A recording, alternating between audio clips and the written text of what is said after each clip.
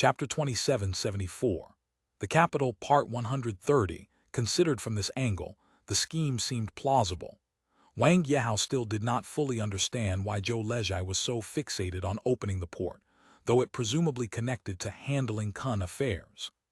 Zhou Lezhai's prediction was that, in the future imperial court, ministers who understood the Kun situation and could manage Kun affairs would become highly sought after.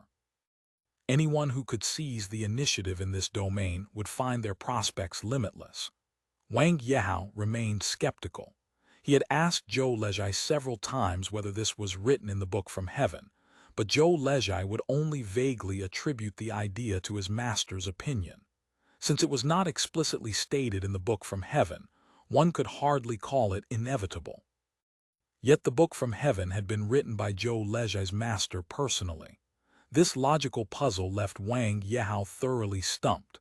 He could only maintain a stance of half-belief and half-doubt. Still, he trusted the gentleman's powers of prediction.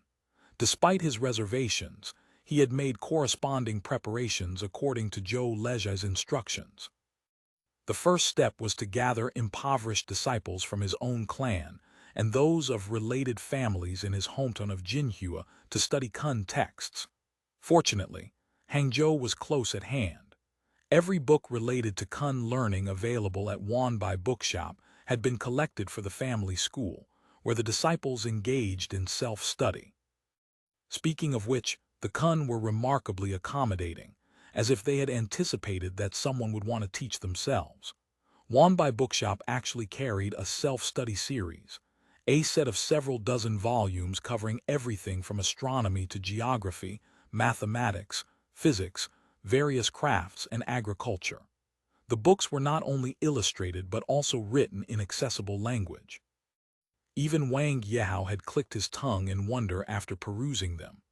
As for the results of this self-study, Wang Yehao could guess them well enough without looking. After all, the disciples did not even have a teacher. Fortunately, Zhou Lezhai had assured him that when Kun affairs first came under imperial management, there would inevitably be a chaotic mix of the competent and incompetent, with talents who understood Kun matters in short supply everywhere. Even those who had merely self-studied could still muddle their way into a position when the time came. Master said there is a process from quantitative change to qualitative change. As long as the numbers are large enough, a few genuine talents will always emerge. These words seemed reasonable enough. Fortunately, the Wang family had money now. Though their various conspiracies consumed enormous sums, supporting 100 or so disciples in comfortable idleness was a trivial expense. What if Zhou Lezhai's predictions proved correct? Now that you mention it, this does seem possible. Wang Yehao hesitated. It's just that Wu Cheng is currently preoccupied with dealing with the Restoration Society. He probably has no interest in the matter of opening a port. We can only discuss it after Wu Cheng leaves the premiership in June, Zhou Lezhai said. This also leaves room for Master to operate. Once Wen Taiern left office, many initiatives he had promoted would likely be abandoned halfway. Better to wait until Zhang Jifa assumed the position of Senior Grand Secretary before making plans. The most urgent task right now is stirring up public opinion for conquering the Kun. Wang Yehao laughed. The more fiercely this wind blows at court, the more the Jiangnan gentry will support opening the port. Ha ha ha, Zhou Lezhai smiled knowingly. Master speaks correctly. Wang Yehao returned to his residence and immediately summoned Jin Wenchai to the study. Compared to the Kun and Wen Taiern, he had a more pressing matter to address, one that concerned the future of both himself and his entire inner circle. Jin Wenchai arrived at the study, but Wang Yehao found himself at a loss for how to begin. After a long pause, he finally spoke. What does Sir make of the matter in December of this year mentioned in the book from heaven? This issue had become the paramount concern facing Wang Yehao's faction since the end of last year. When Zhou Lezhai had interpreted the book from heaven, he was startled to find his employer's name within its pages. Wang Yehao would be dismissed from the Ministry of War in December of the 10th year of Changzhen. Currently, the Ministry of War was effectively being run by Yang Sicheng. Master Wang's official position was Right Vice Minister of War. He merely held a nominal title of Minister of War.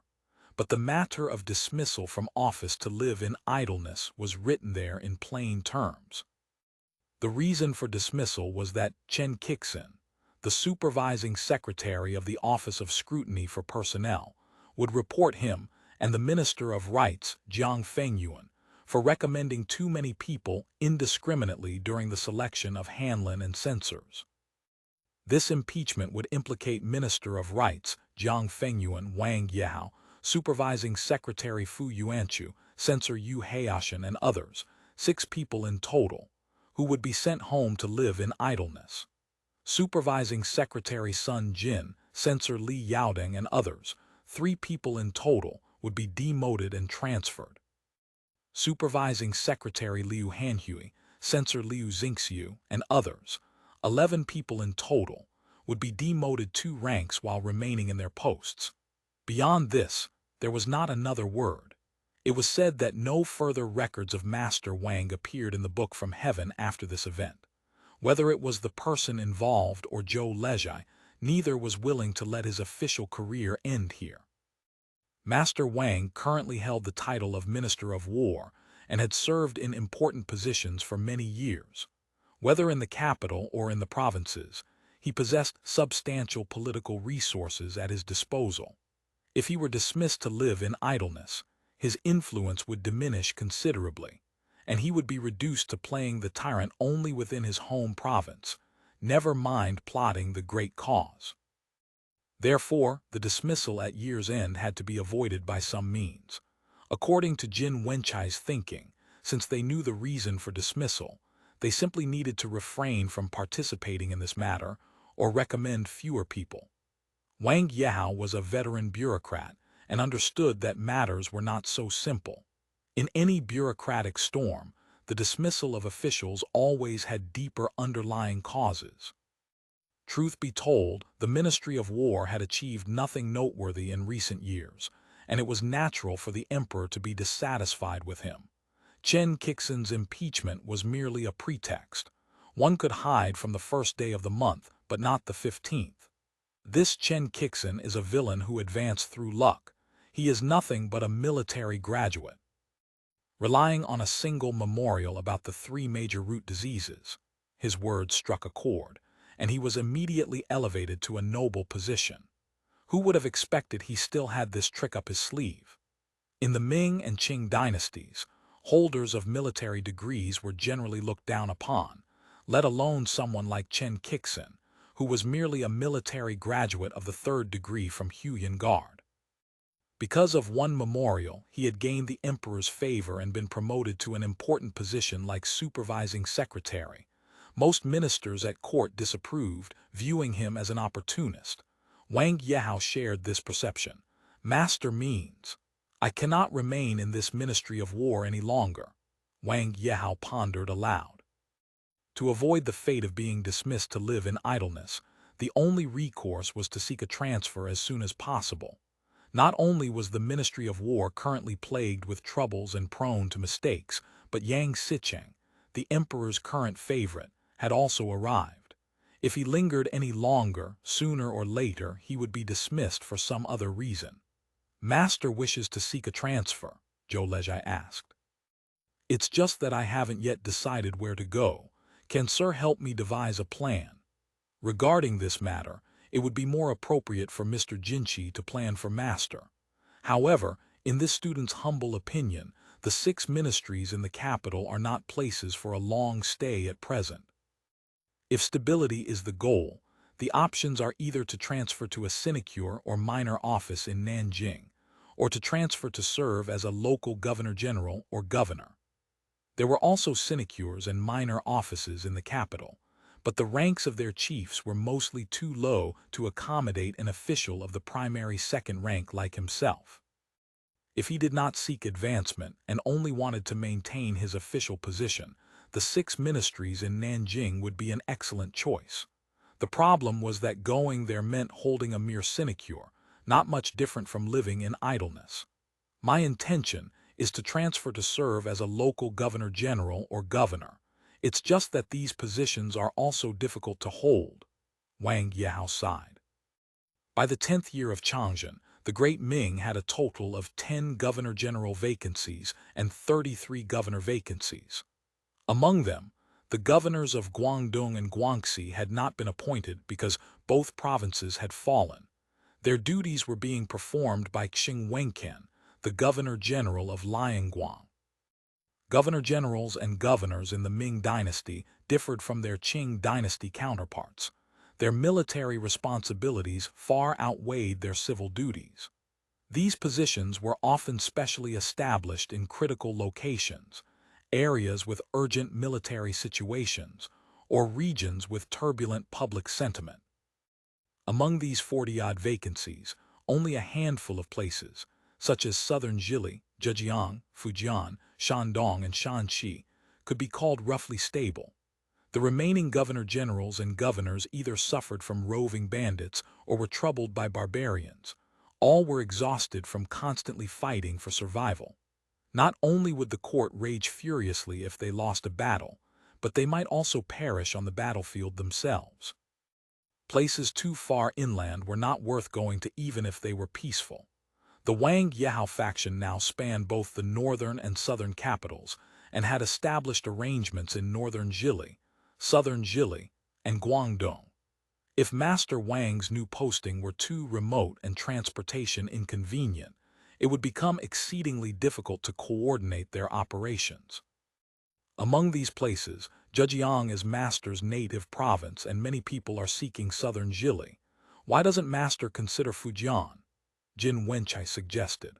Fujian was quite stable.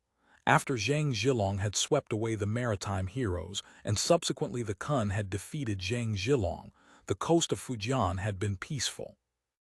Only some mountain bandits and refugees occasionally stirred up trouble in the mountains, but none had grown into a significant threat.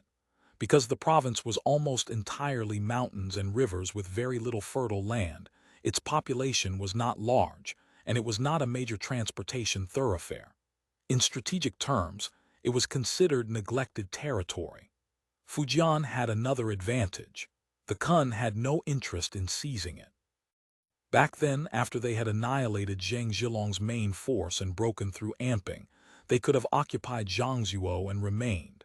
Instead, they simply looted greatly and returned. Later, when they attacked and plundered Liangguang, Fujian actually had few troops and horses to spare, yet the Kun only advanced as far as Xiangxia Pass. This demonstrated their lack of interest in Fujian. Going to Fujian, though within arm's reach of the Kun, would actually be quite safe. Currently, Zheng Sen was eager to find a way out. Regardless of whether the planned relocation of his garrison to Shanghai would ultimately succeed, the various branches of the Zheng family were objects that could be utilized. Fujian is peaceful, but it is extremely barren. Only the areas of Jiangsu and Quanzhou enjoy any prosperity, Wang Yahao said, clearly unimpressed with this option.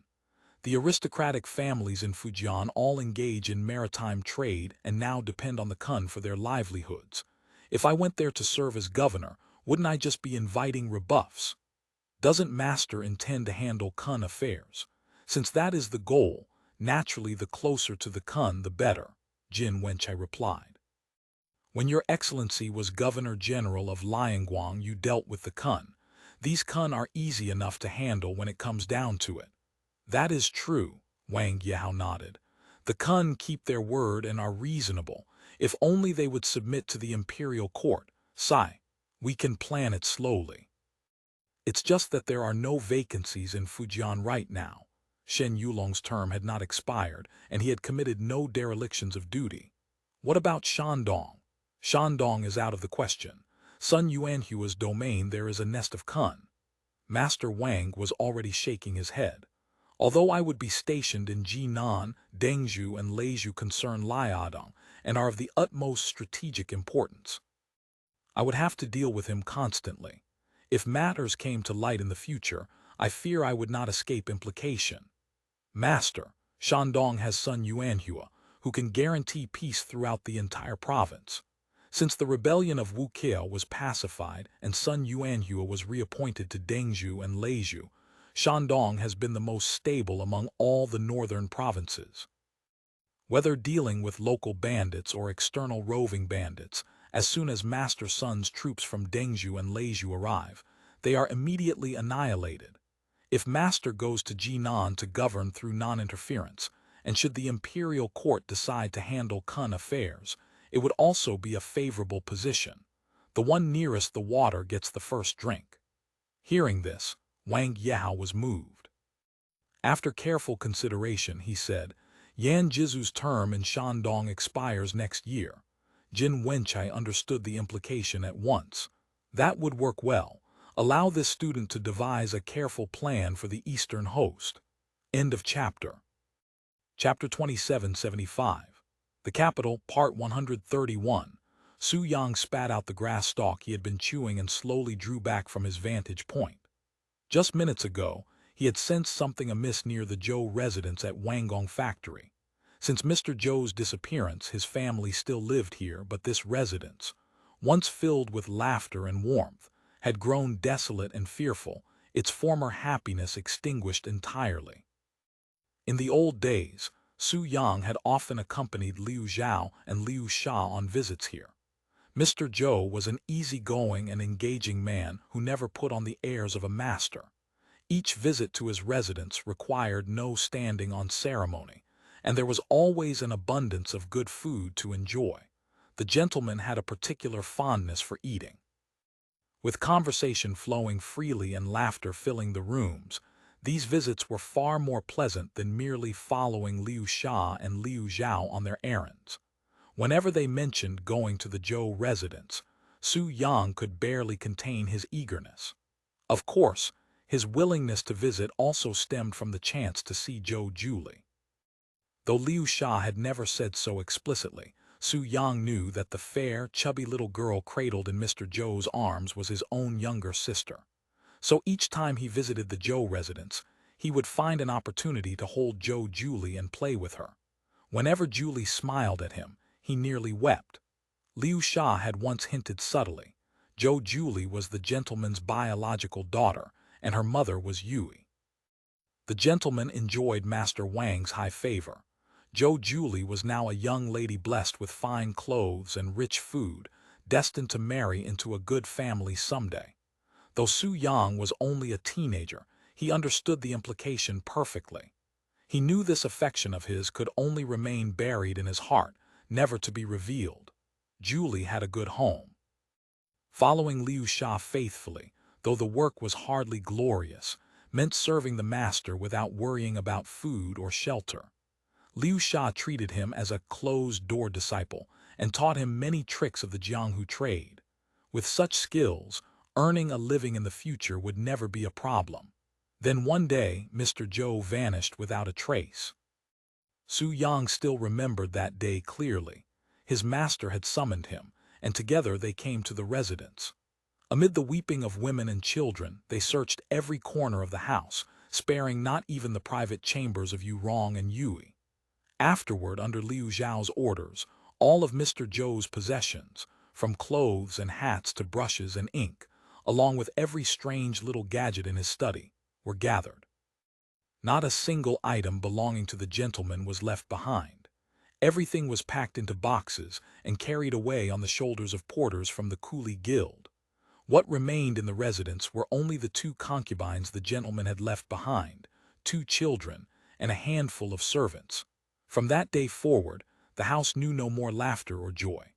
Later, Su Yang returned to the residence several times with Liu Sha or Zhou Lezhai. Young as he was, even he could feel the melancholy of familiar surroundings emptied of familiar faces. Whether Yui or Yu Rong, as soon as the visitors arrived, they would clutch at them frantically, demanding to know where the gentleman had gone. And each time, their pleas were met only with silence. Zhou Lezhai always tried to comfort the 2 mistresses, but even in Su Yang's eyes, such comfort was hollow at best. Meanwhile, the 2 children invariably stared at the visitors with wide, fearful eyes. Unable to bear it, Su Yang began bringing snacks and candies for the children on every visit. Fortunately, though Mr. Zhou was gone, Master Wang continued to provide for the family. They lacked neither food nor clothing, and servants were still sent to attend them. Zhou Lezhai and others also visited from time to time. One day Su Yang could not help but ask Liu Sha, where had Mr. Zhou gone? Was he dead? Liu Sha countered with a question of his own. Do you think Mr. Zhou is still alive? Su Yang considered this for a moment. Mr. Zhou is probably still alive. Oh, why do you say that? If Mr. Zhou were truly gone, why would Master Wang still bother caring for his family? He would have simply given them some silver and dismissed them long ago. You've got a cruel streak in you, boy. Liu Sha laughed, though his face showed a hint of approval. Perhaps it was Mr. Zhou's dying wish, asking Master Wang to look after his family.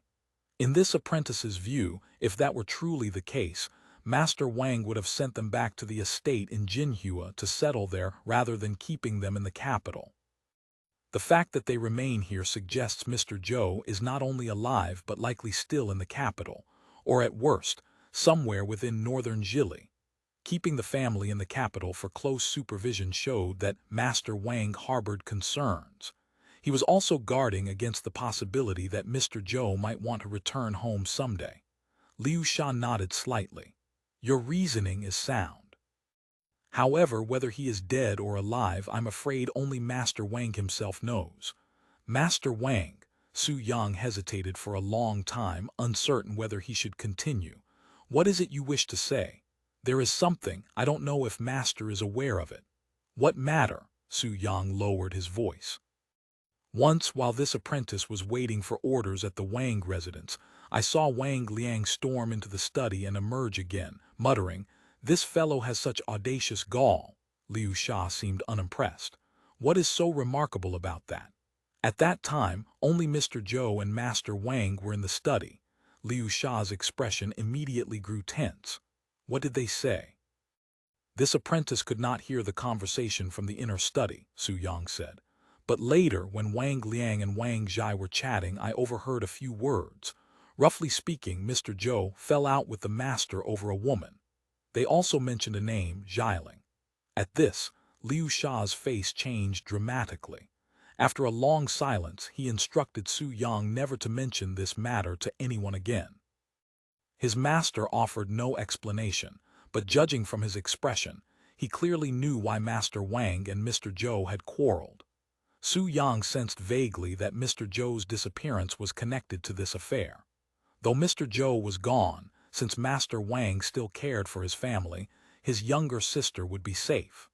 Whether Yu Rong or Yui, both understood that the two children were their lifeline, and neither would mistreat them. Liu Sha also instructed him to patrol the area around the Zhou residence at Wanggong factory from time to time. 2. Widowed women with young children, beautiful as flowers and jade, possessed of some wealth, yet without a man to head the household, attended by only a few servants.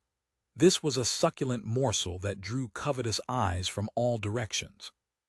Master Wang had made arrangements with the authorities, so the yamen and local Byagia would not trouble them. But Jianghu characters cared nothing for such protections. Particularly, those villains who specialized in abducting and trafficking vulnerable women watched the household with hungry anticipation. The subtle approach involved teasing with words and exchanging letters, gradually luring them to pack their valuables and elope.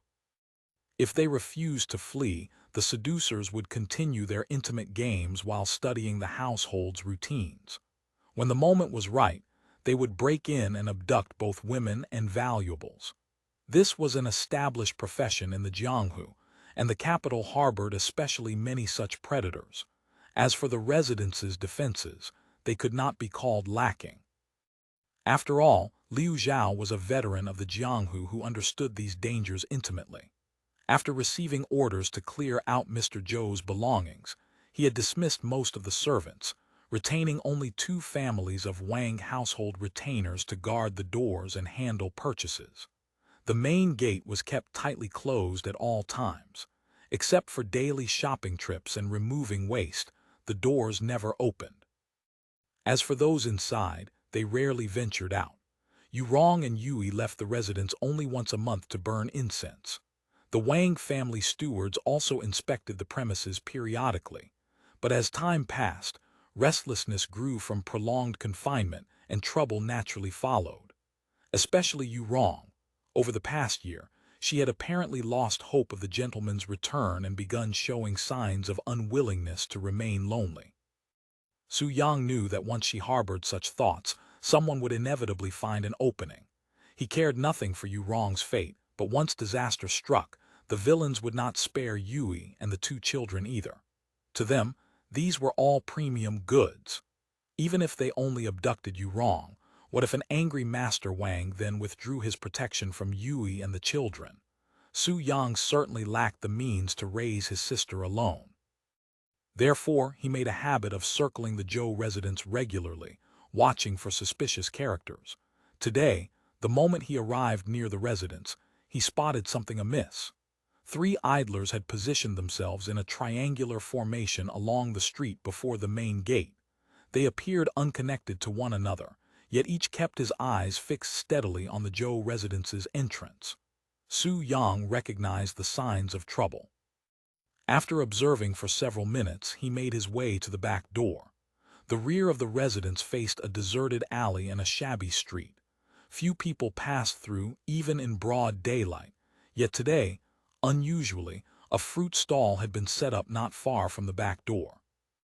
While peddlers did sometimes work these back streets and quiet alleys, trading with servants from the residences, they were typically mobile vendors who called out their wares as they walked.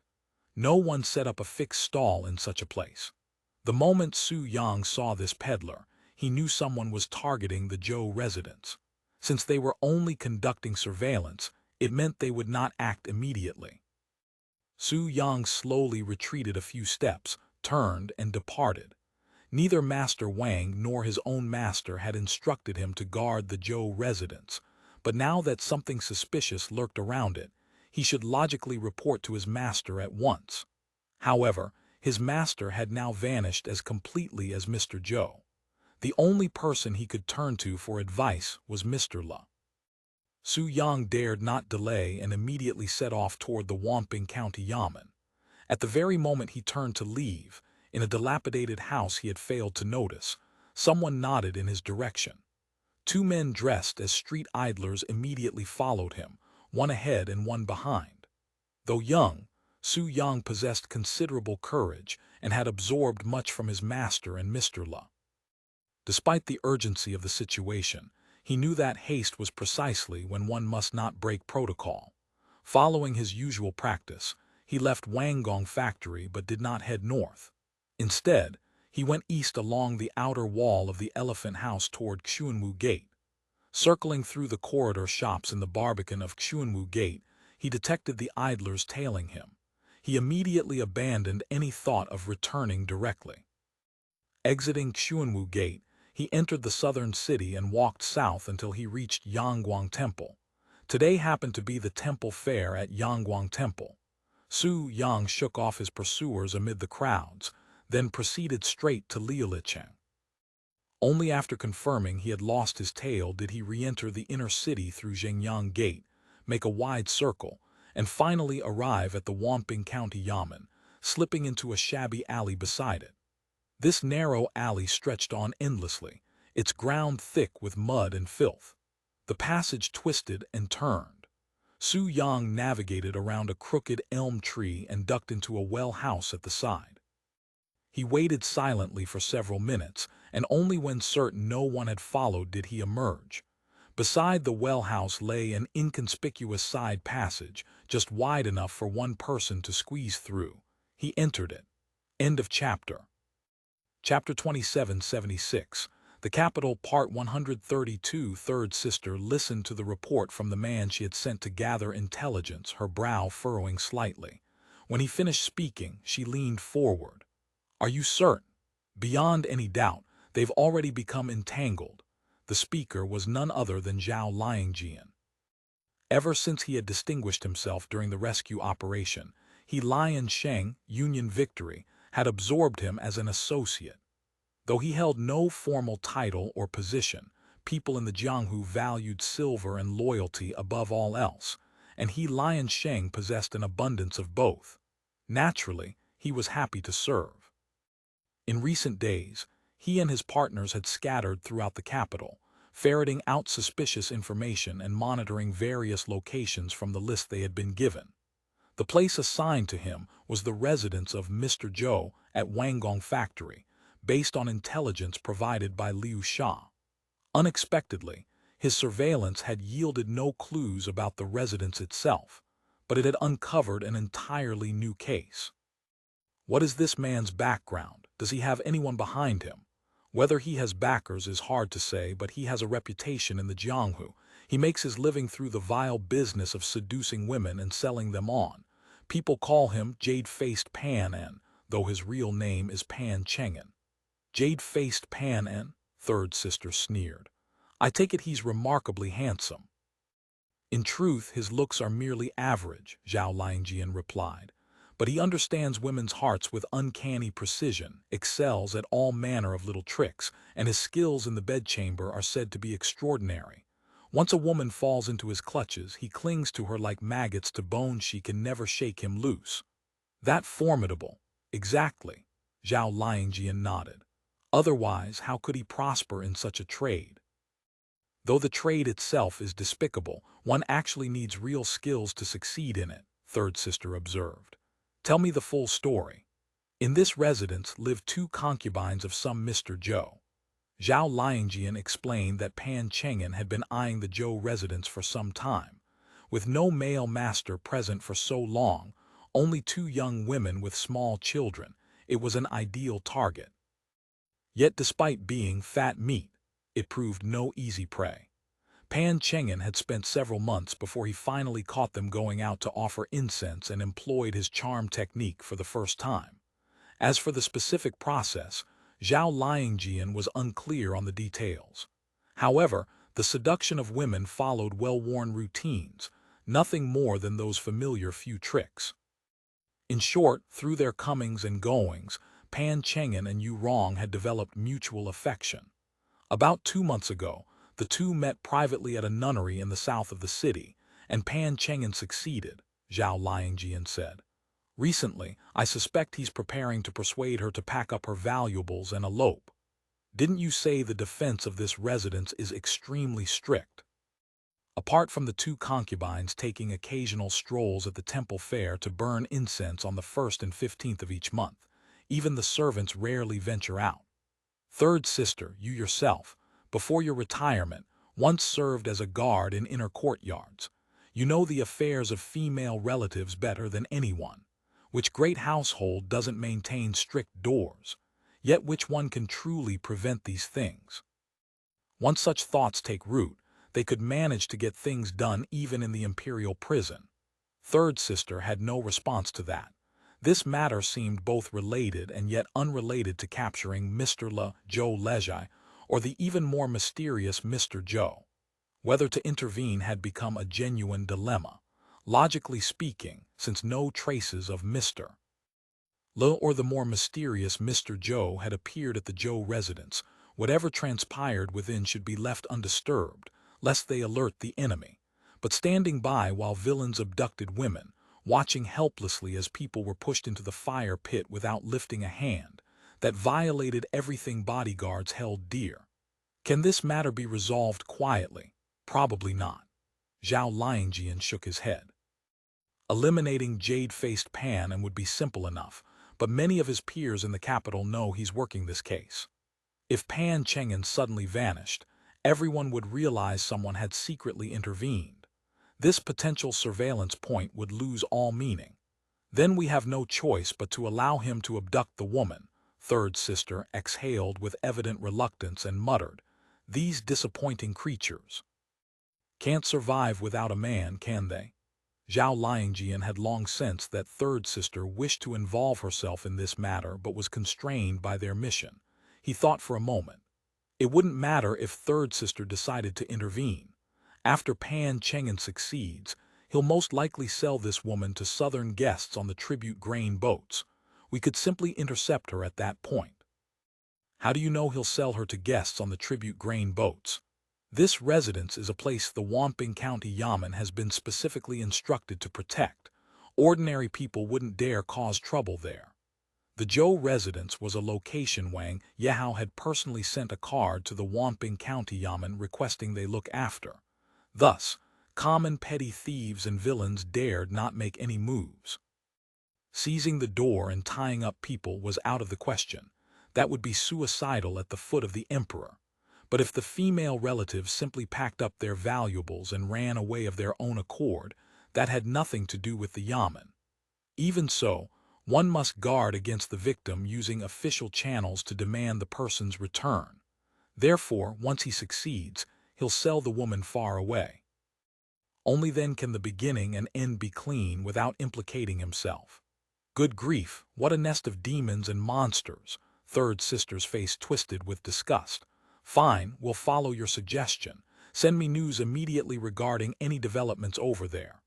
Zhou Lezhai listened to Su Yang's report and set down his pen. He laid it slowly on the desk, pondered for a moment, then asked, "Who do you think they are?" 9 times out of 10, they're Kaitia Ozi woman abductors, Su Yang said urgently. Zhou Lezhai recalled what Wang Zhai had said about the Yu Rong matter, then remembered similar words Liu Sha had spoken before disappearing. He found himself hesitating. This matter was not groundless. He had heard rumors long ago, but he possessed no hard evidence, and with his status as a mere apprentice, it was awkward to intervene directly. If he reported it to Master Wang, he feared the affair might spiral beyond control and bring humiliation upon the master's household. Originally, the master had been quite open-minded about women. He always said stay if willing, leave if not, and had even stated that if Yu Rong or Yu ever became unwilling to follow him and wished to marry someone else, he would not oppose it. Not only would he not oppose it, he would provide a generous dowry. Zhou Lezhai did not insist on making Yu Rong and the others keep watch, remain chaste in perpetuity. After all, whether the master was still alive, and if alive, whether he could ever return, remained unknown.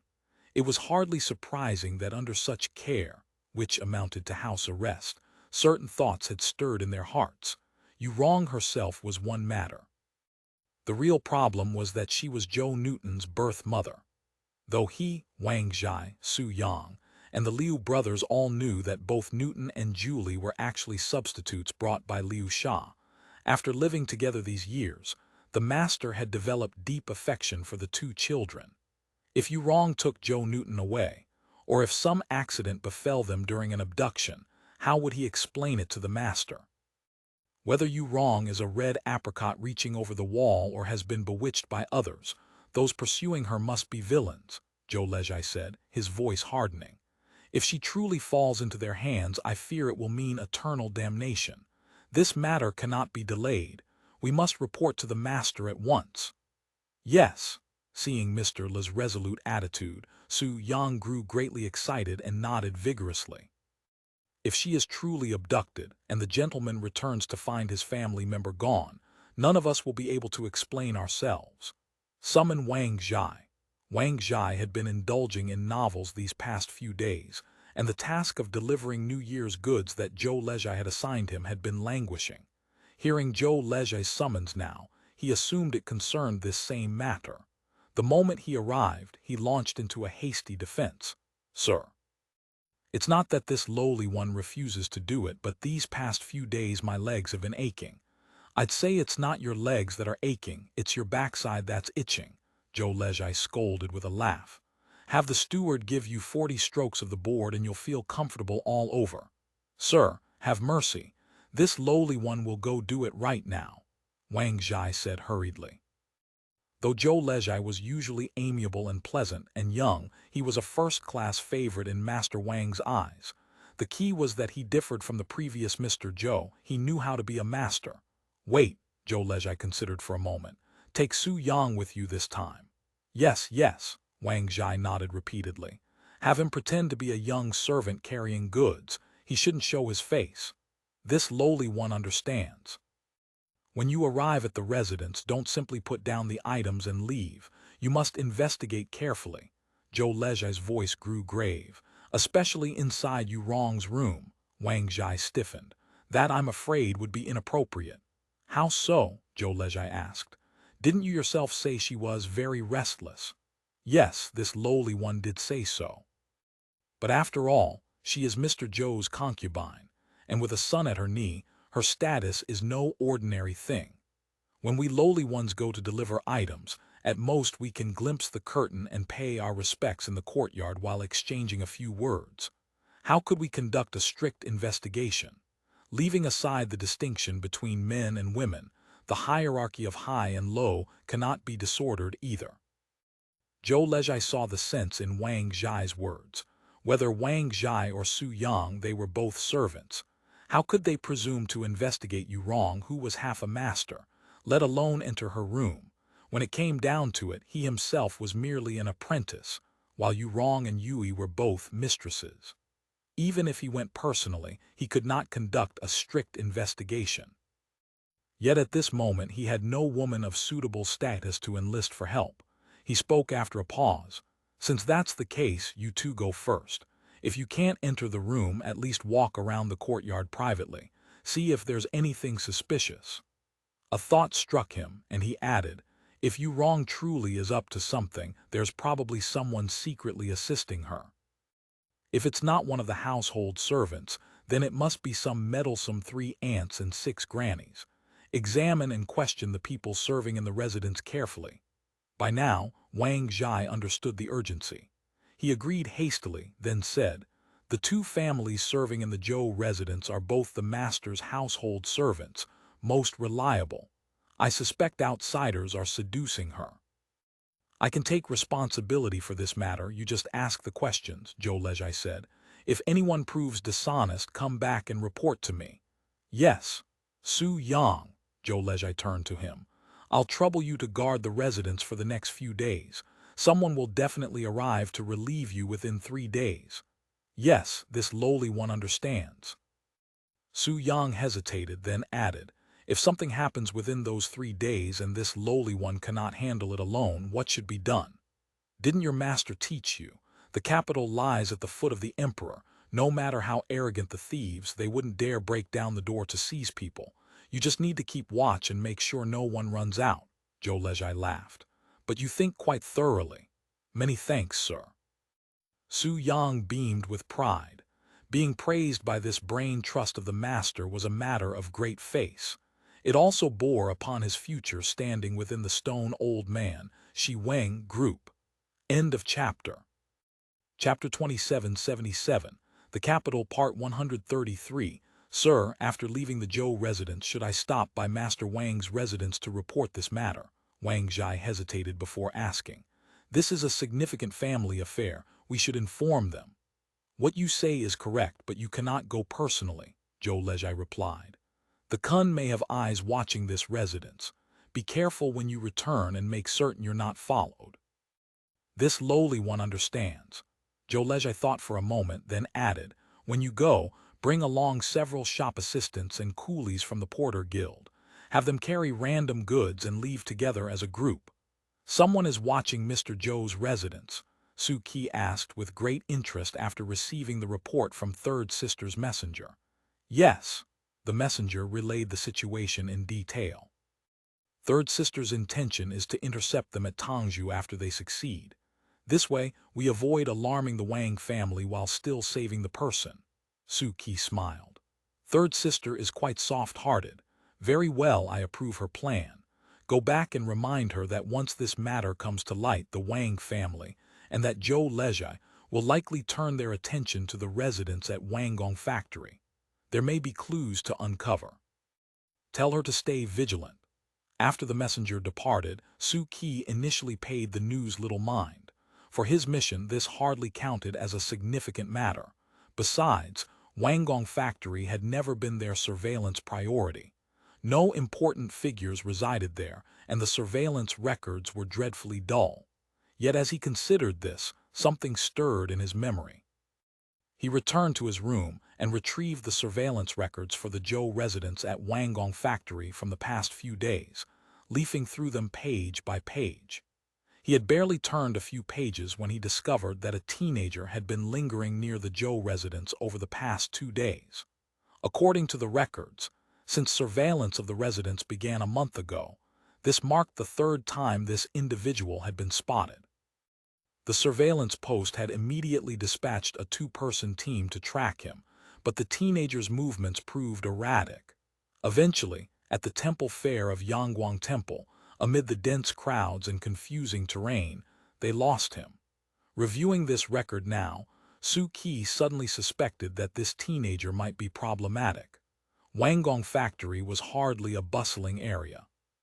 Less than 10 years ago, it had been blasted into a heap of ruins, and the debris still hadn't been fully cleared. Few residents remained, and commerce was virtually non-existent. What purpose could a teenager have in wandering around here repeatedly? Either he was a member of the abduction ring, or he belonged to Shi Wang, the stone-old man, tasked with monitoring activity outside the Zhou residence. Su Qi considered the latter possibility unlikely. If Shi Wang wished to keep watch over these women and children, he need only station people inside the residence. Why go to such trouble deploying watchers outside? According to the surveillance report, besides the 4 women and children, 2 other families served as guardians, with nearly 10 male and female servants between them. That was more than sufficient for both service and protection. With this reasoning, he decided not to dwell on the matter further, and instead kept his investigative focus on Wang Yehao, Jin Wenchai, Liu Zhao, and the others. In the course of monitoring Wang Yehao, Su Qi discovered something fascinating. Wang Yehao was actively campaigning in private circles, seeking a transfer to the post of governor of Shandong. He had studied Wang Yehao's biographical summary carefully. According to the normal course of history, Vice Minister Wang would be dismissed from office by year's end, and vanish from the political stage of the late Ming Dynasty thereafter. Now he was campaigning for a transfer with such urgency. Could it be because he knew his future? Ever since suspecting that Mr. Zhou was a transmigrator, Su Qi had known that some form of foreknowledge must be at play. Wang Yao's anxious maneuvering for a transfer was likely motivated by this future. But then again, if Mr. Zhou knew the future, he had probably also revealed that the great Ming had less than a decade left. Why was Wang Yao still scheming and plotting here? Even without the Kun, the roving bandits and the Manchus would spell the empire's doom. Could it be that Wang Yao harbored ambitions of emulating his ancestor? Come to think of it, that wasn't impossible. As for the specifics, those would probably only become clear when they could speak face to face. This Wang Yao is quite an interesting character. Third sister obtained Su Qi's approval and immediately set to work. The bodyguard agency maintained extensive connections throughout the Jianghu, and they had deliberately cultivated relationships in recent years, keeping their intelligence networks well informed. Soon they learned that the go-between for Pan Cheng'an was not a family member from the Zhou residence, but a locally renowned medicine crone from the Wanggong factory area. Medicine crones belonged to the so-called 3 aunts and 6 grannies. In truth, this was no formal profession. Its practitioners were mostly middle-aged and elderly housewives, typically silver-tongued women who knew a smattering of pharmacology and possessed a few unique secret recipes. The boudoir women of great households spent their lives confined to inner chambers, rarely venturing outside. They lacked exercise and often suffered from melancholy, leaving them in generally poor health. Their unhealthy lifestyles and primitive sanitary conditions frequently resulted in various gynecological ailments, particularly after childbirth. Though medical clinics and traveling doctors included physicians skilled in women's medicine, most wealthy households proved reluctant to invite doctors for consultations. Moreover, the prescribed remedies were typically meant for gradual conditioning, lengthy courses of treatment with mediocre efficacy. Medicine crones, however, often possessed a handful of ancestral secret recipes in pill form, which frequently proved instantly effective for common gynecological complaints. They also trafficked in secret medicines for purposes like seeking a son, increasing affection, contraception, and abortion, matters inconvenient to discuss with others. Although the 3 aunts and 6 grannies were looked down upon in their time, with some families even denouncing them as disasters at the door and strictly forbidding their entry, their existence catered to the various needs of women sequestered in deep boudoirs. Even great households inevitably had to deal with them. This crone is surnamed Shi. She's quite famous around here, Zhao Liangjian explained. Her specialty is treating women's menstrual pain, a single small pill effective immediately after taking it, though the price is outrageous, 100 pills for a tael of silver. Ah, so that's her unique skill. Third sister, being a woman herself, understood the Jianghu methods these women employed. 3 truths and 7 fakes was their standard approach. If everything were false, the business couldn't survive.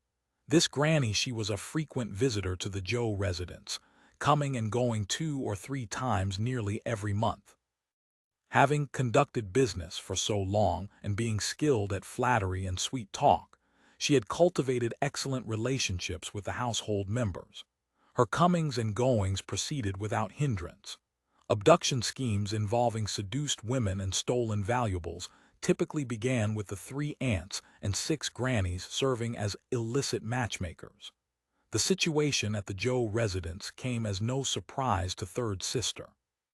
"Let's set aside these sordid details," she instructed Zhao Liangjian. "But once this woman is taken out, you must keep close watch on her. The moment she crosses beyond the capital's boundaries, intercept her. I don't care what method you use." "How should we dispose of her after interception? Please advise, third sister." "Find a place to hold her under guard for now." In truth, she herself didn't know what to do with the woman and would have to take things as they came. Granny, she felt quite pleased with herself today. Since accepting Pan Chengen's 2 taels of silver to serve as his messenger and secret matchmaker, more than 3 months had passed. 2 months ago, she had actually brought the matter to fruition. This Master Pan spent money freely. After the meeting at Ganlu Nunnery, he had given her another 2 taels of silver, asking her to continue facilitating communications. Granny, she was overjoyed, recognizing this as a long-term business opportunity. As for what Master Pan was truly up to, Granny, she possessed enough Jianghu experience to guess. Though Pan Chengen claimed to be a Jiangnan scholar, his accent bore no trace of Jiangnan. Such a graceful young man with no local roots, yet possessing all 5 qualities of Pan, donkey, deng, small, idle, handsome, well-endowed, wealthy, attentive, and leisured, the attributes of a perfect lover, one could tell with eyes closed that he was in the business of abducting women. Seeing through it yet saying nothing, and certainly not spoiling another's scheme, such was the code of Jianghu folk. The 3 aunts and 6 grannies also followed Jianghu ways, so Granny, she pretended ignorance. For one thing, Pan Chengen paid readily. For another, affairs like concubines running off were common in great households. The involved parties usually settled matters quietly and pretended nothing had happened, lest the family's reputation suffer. Yet while she wouldn't ruin Pan Yuan's business, thinking of him now as the legendary handsome lover, she had her own calculations. After all, Yurong was her long-term customer. If the woman were truly abducted, her business would naturally suffer. Perhaps she would even be barred from the residence thereafter. Who could say? So this business couldn't proceed too easily for the one surnamed Pan. She needed to squeeze more profit from the arrangement. Though Granny, she came and went frequently at the Zhou residence, a person of her status didn't customarily use the front entrance. Instead, she entered and exited through the back door. Arriving at the back door, she rapped the knocker lightly 2 or 3 times.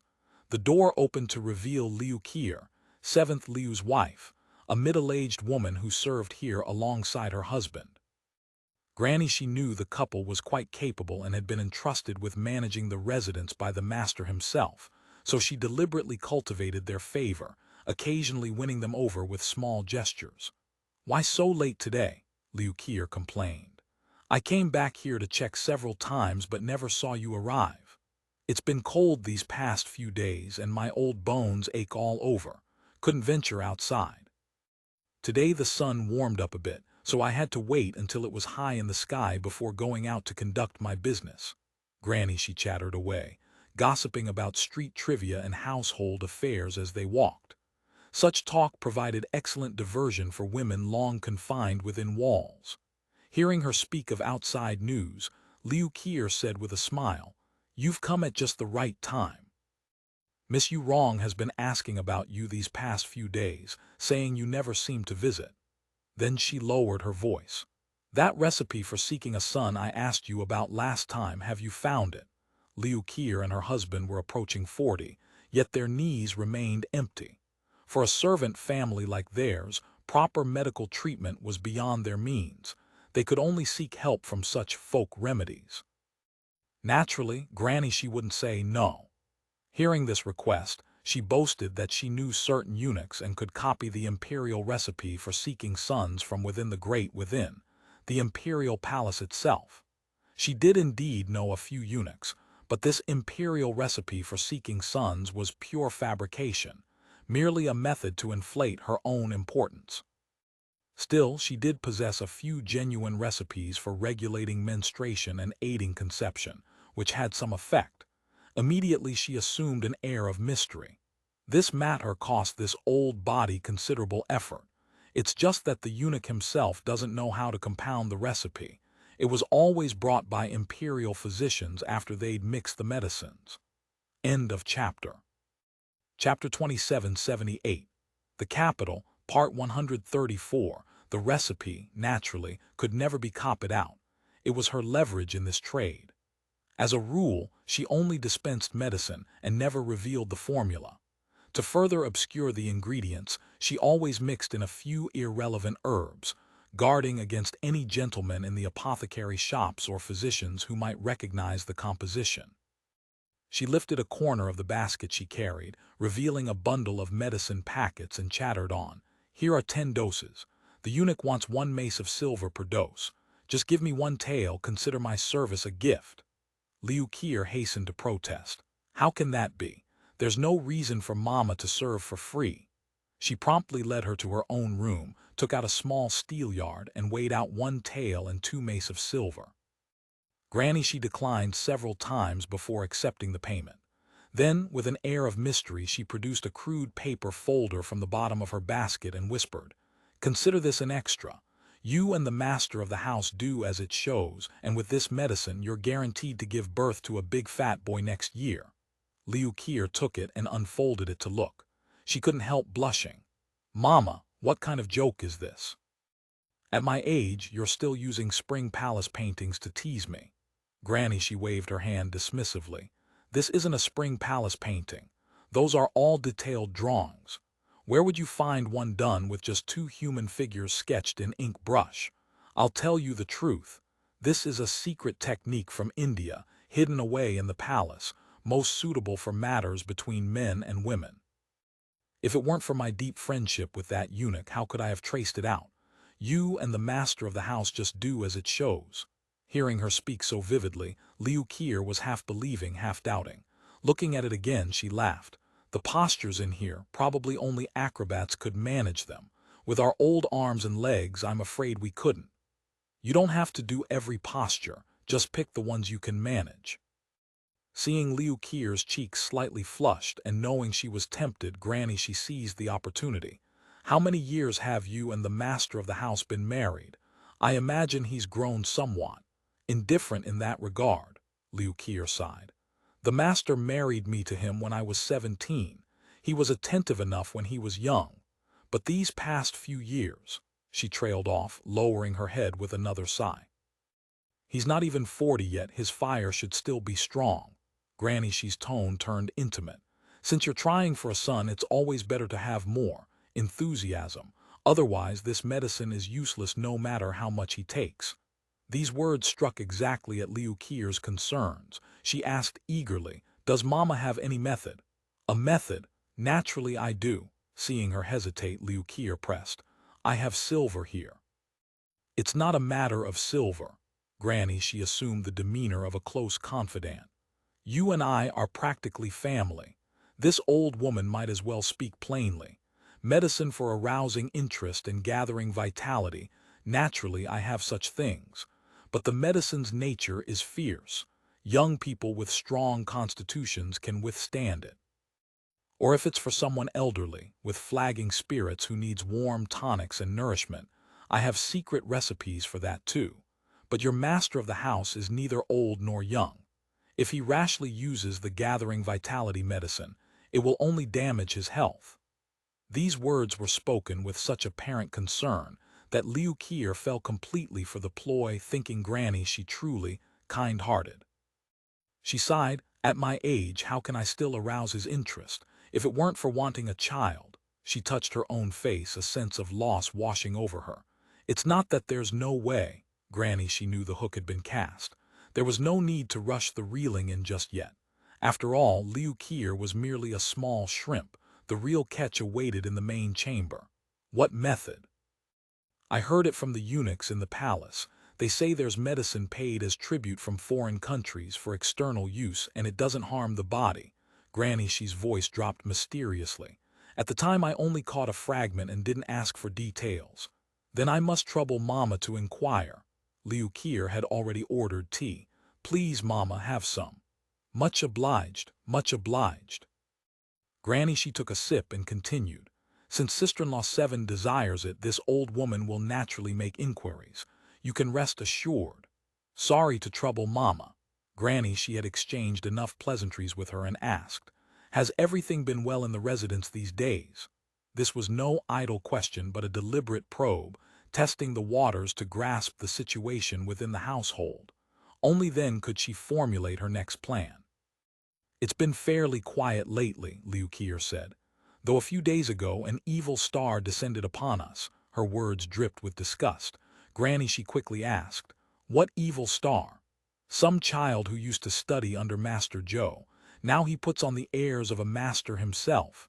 Liu Qier's voice turned venomous. He came bringing gifts for the New Year festival, fine, so the gifts arrived after the New Year had passed. But the moment he set foot in the residence, he was looking east and west, asking everywhere if there were idlers coming and going. The way he carried on, you'd think he wanted to drag everyone in the household, high and low, in for interrogation.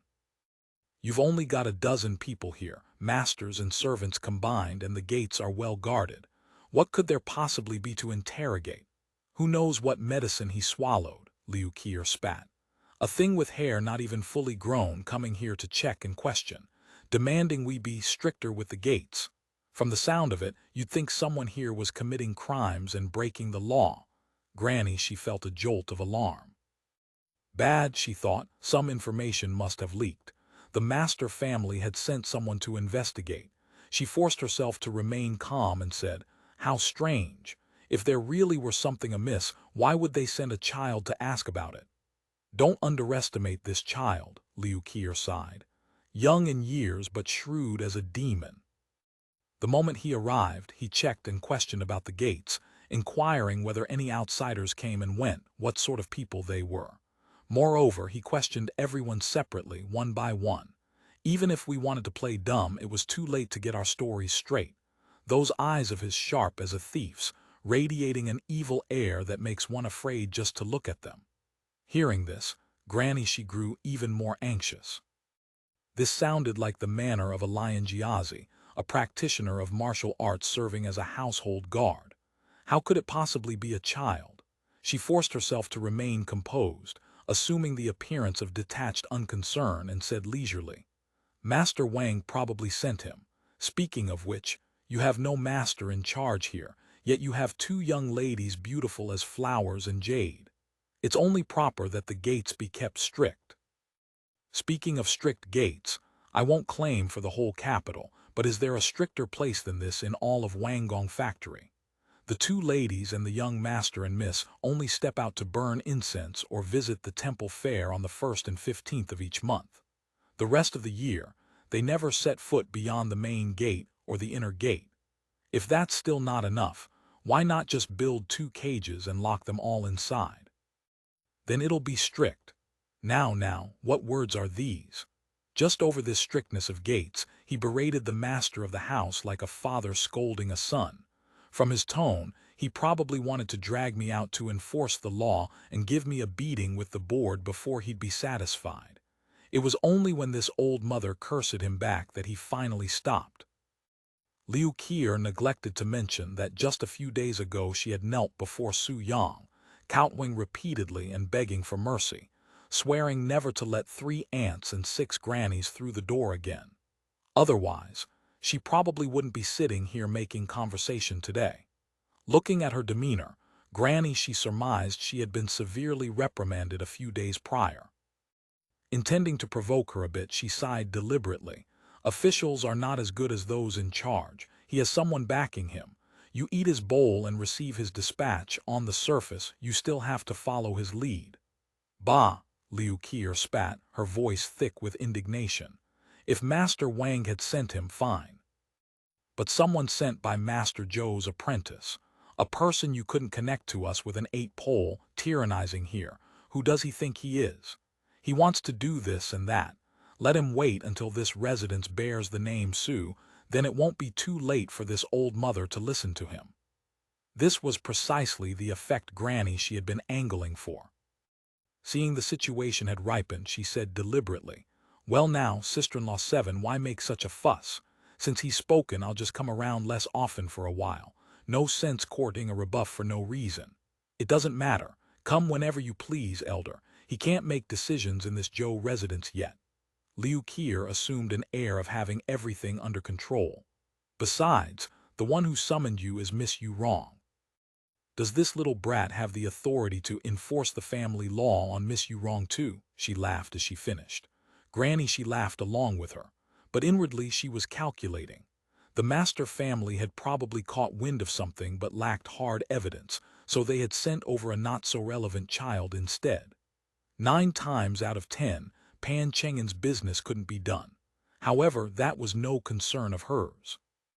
She had come to the Zhou residence today originally to pass along Pan's message arranging a rendezvous. As for what Pan said during the rendezvous, whether Yu Rong believed it, whether she ran or not, none of that was her affair.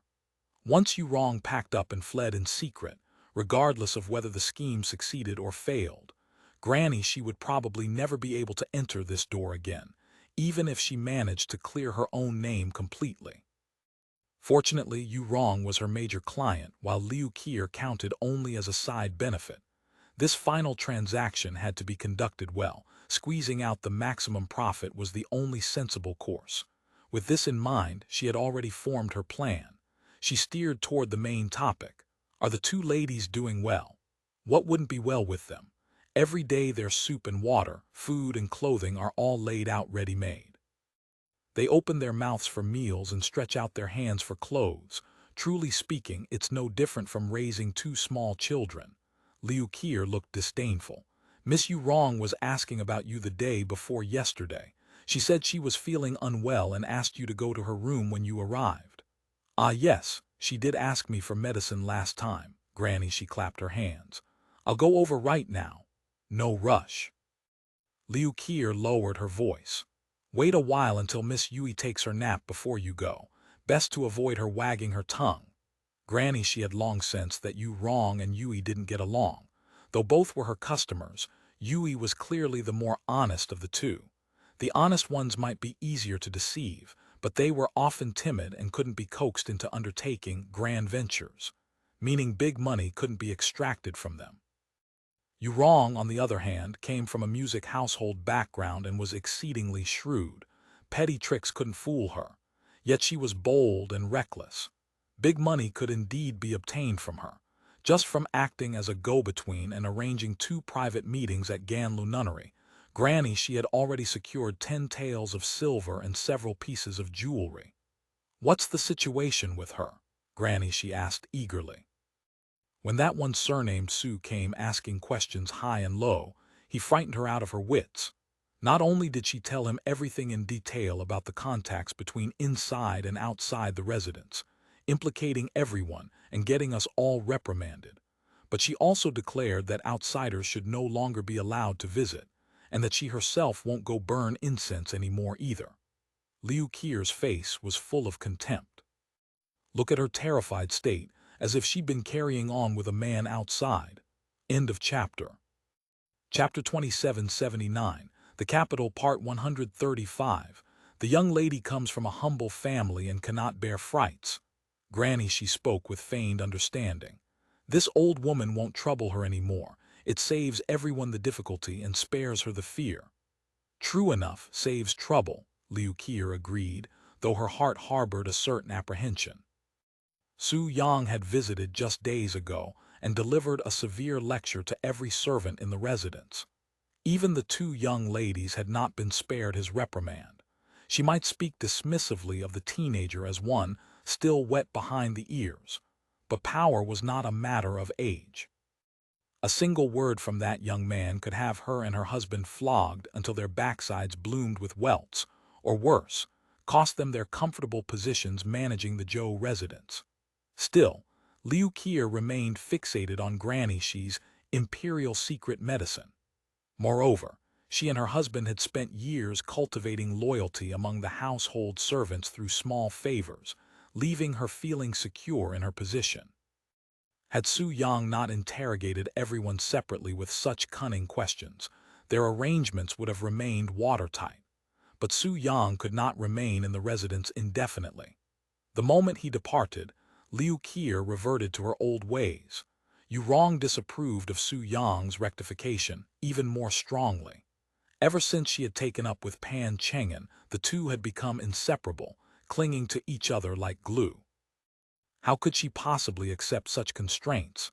She therefore encouraged the Liu Qir couple to maintain their dealings with Granny Shi. Granny Shi chatted with Liu Qir for some time.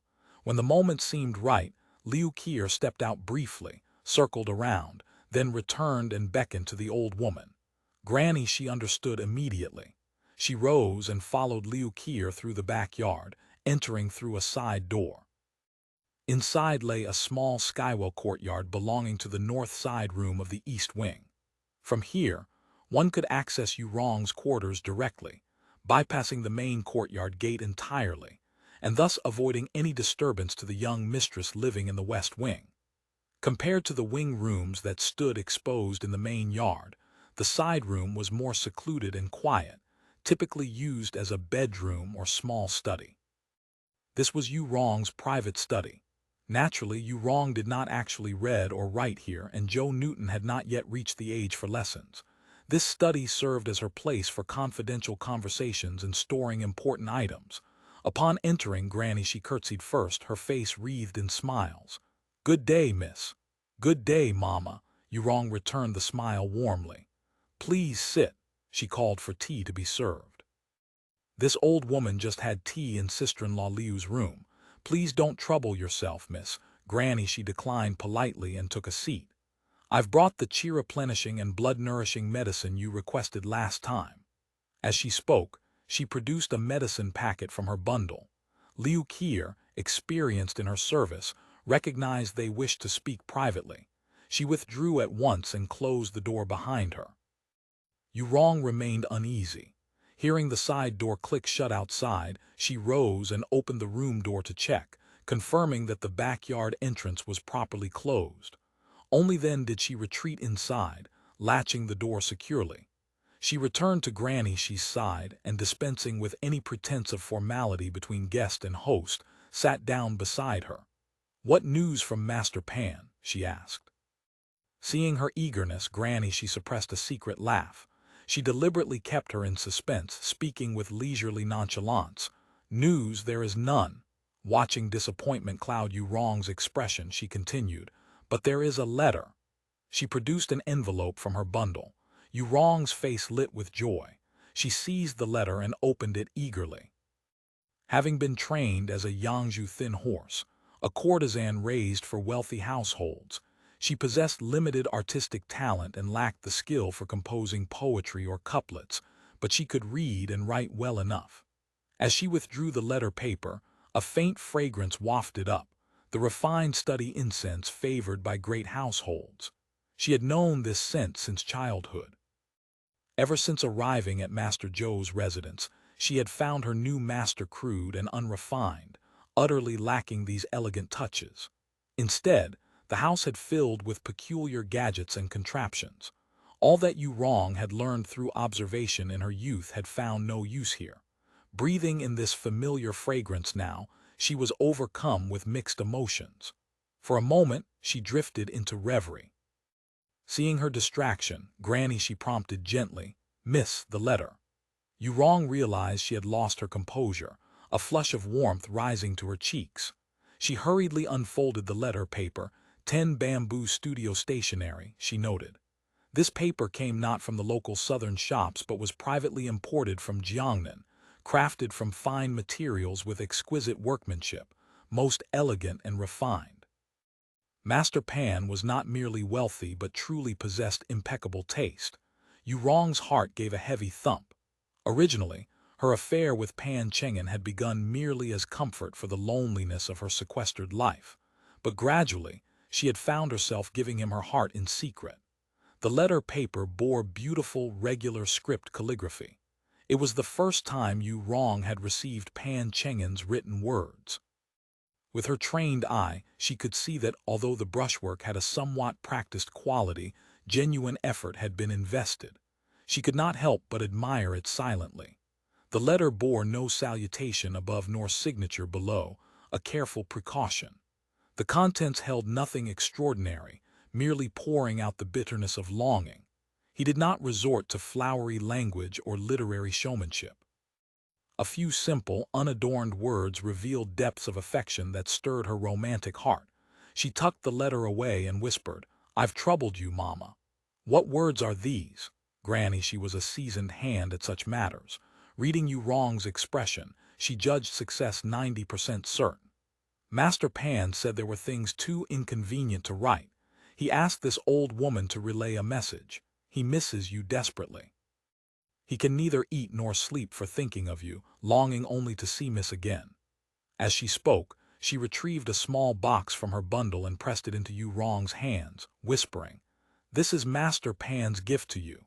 He dares not give anything too conspicuous, fearing it might bring you trouble.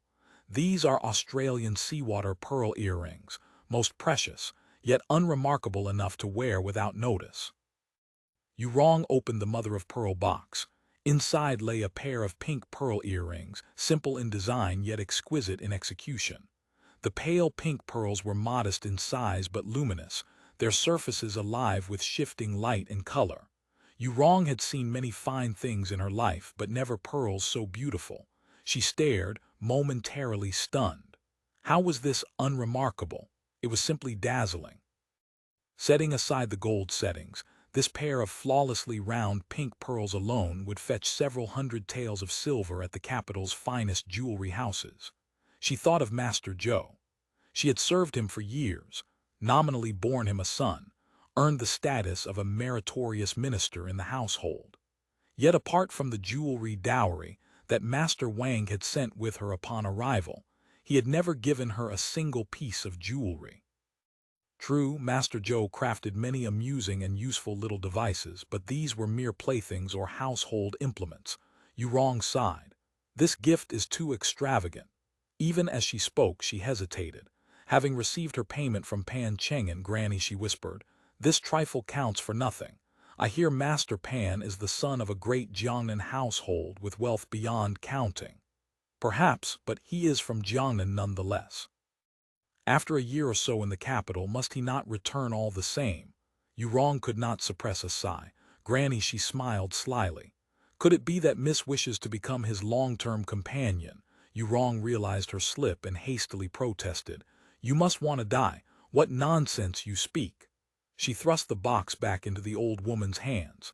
"If you keep talking such rubbish, don't bother coming again." Granny, she chuckled. "Count it as this old woman's loose tongue. I deserve a beating." She gave her own cheek 2 light slaps. Nevertheless, she placed the jewelry box on the Kang table. "This is Master Pan's heart. Keep it as a memento. Miss Master Pan won't remain in the capital much longer either."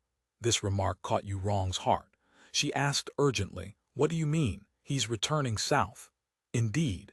He is Jiangnan born after all. He came to the capital to broaden his horizons, As Miss yourself said, after a year or so, must he not return? How? Anxiety gripped Yu Rong. Her mind fell into turmoil, reluctance, regret, and some indescribable feeling as if it were all a fleeting dream of golden millet fading upon waking. Why so soon?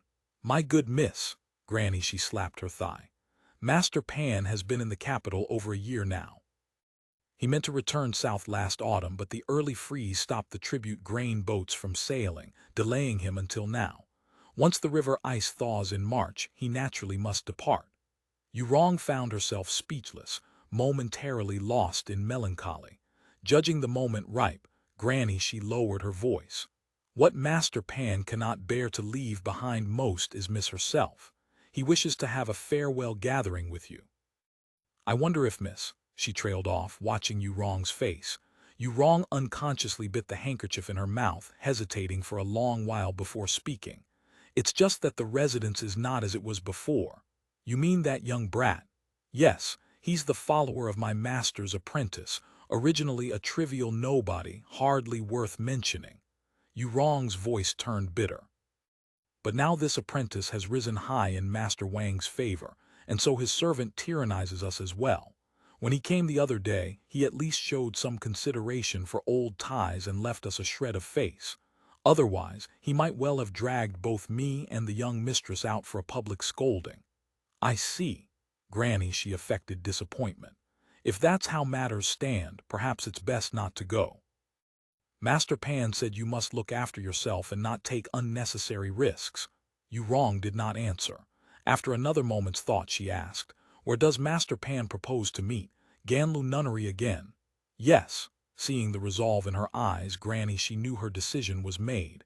Secretly delighted, she whispered, there is at least a month before the river ice melts. Very well, come again in 3 days. Yu Rong's voice dropped to a murmur. I shall find a way to slip out by then. Excellent, Granny, she beamed with joy. I'll inform Master Pan immediately. Is there anything you need prepared? Tell Master Pan. Yu Rong gave her several instructions. Granny, she listened attentively, nodding throughout. This old woman understands. She moved to take her leave, but Yu Rong stopped her. Where is the medicine I asked you for last time? Look at this old woman's memory, Granny, she laughed. I brought everything but forgot the most important thing. She produced a small bottle from her bundle and spoke in a conspiratorial whisper. Take 1 pill beforehand, another immediately after, and a third the following day. Continue for 3 consecutive days. I guarantee there will be no trouble. If there is trouble, you'll have been the death of me. Yu Rong spat. Rest assured, Miss, those who have taken this old woman's medicine number in the hundreds, if not thousands. Never once has there been a mishap. Granny, she's eyes crinkled with mirth. This old woman only regrets not having this fine recipe when I was young. End of chapter. Chapter 2780, The Capital, Part 136. Enough of that nonsense, just go quietly. Yu Rong retrieved a small piece of silver wrapped in mulberry bark paper from the drawer and pressed it into Granny She's hand. The old woman weighed it in her palm, at least 5 taels. Delight spread across her weathered face. She curtsied again and said, Many thanks, miss. Leave everything to this old body to arrange.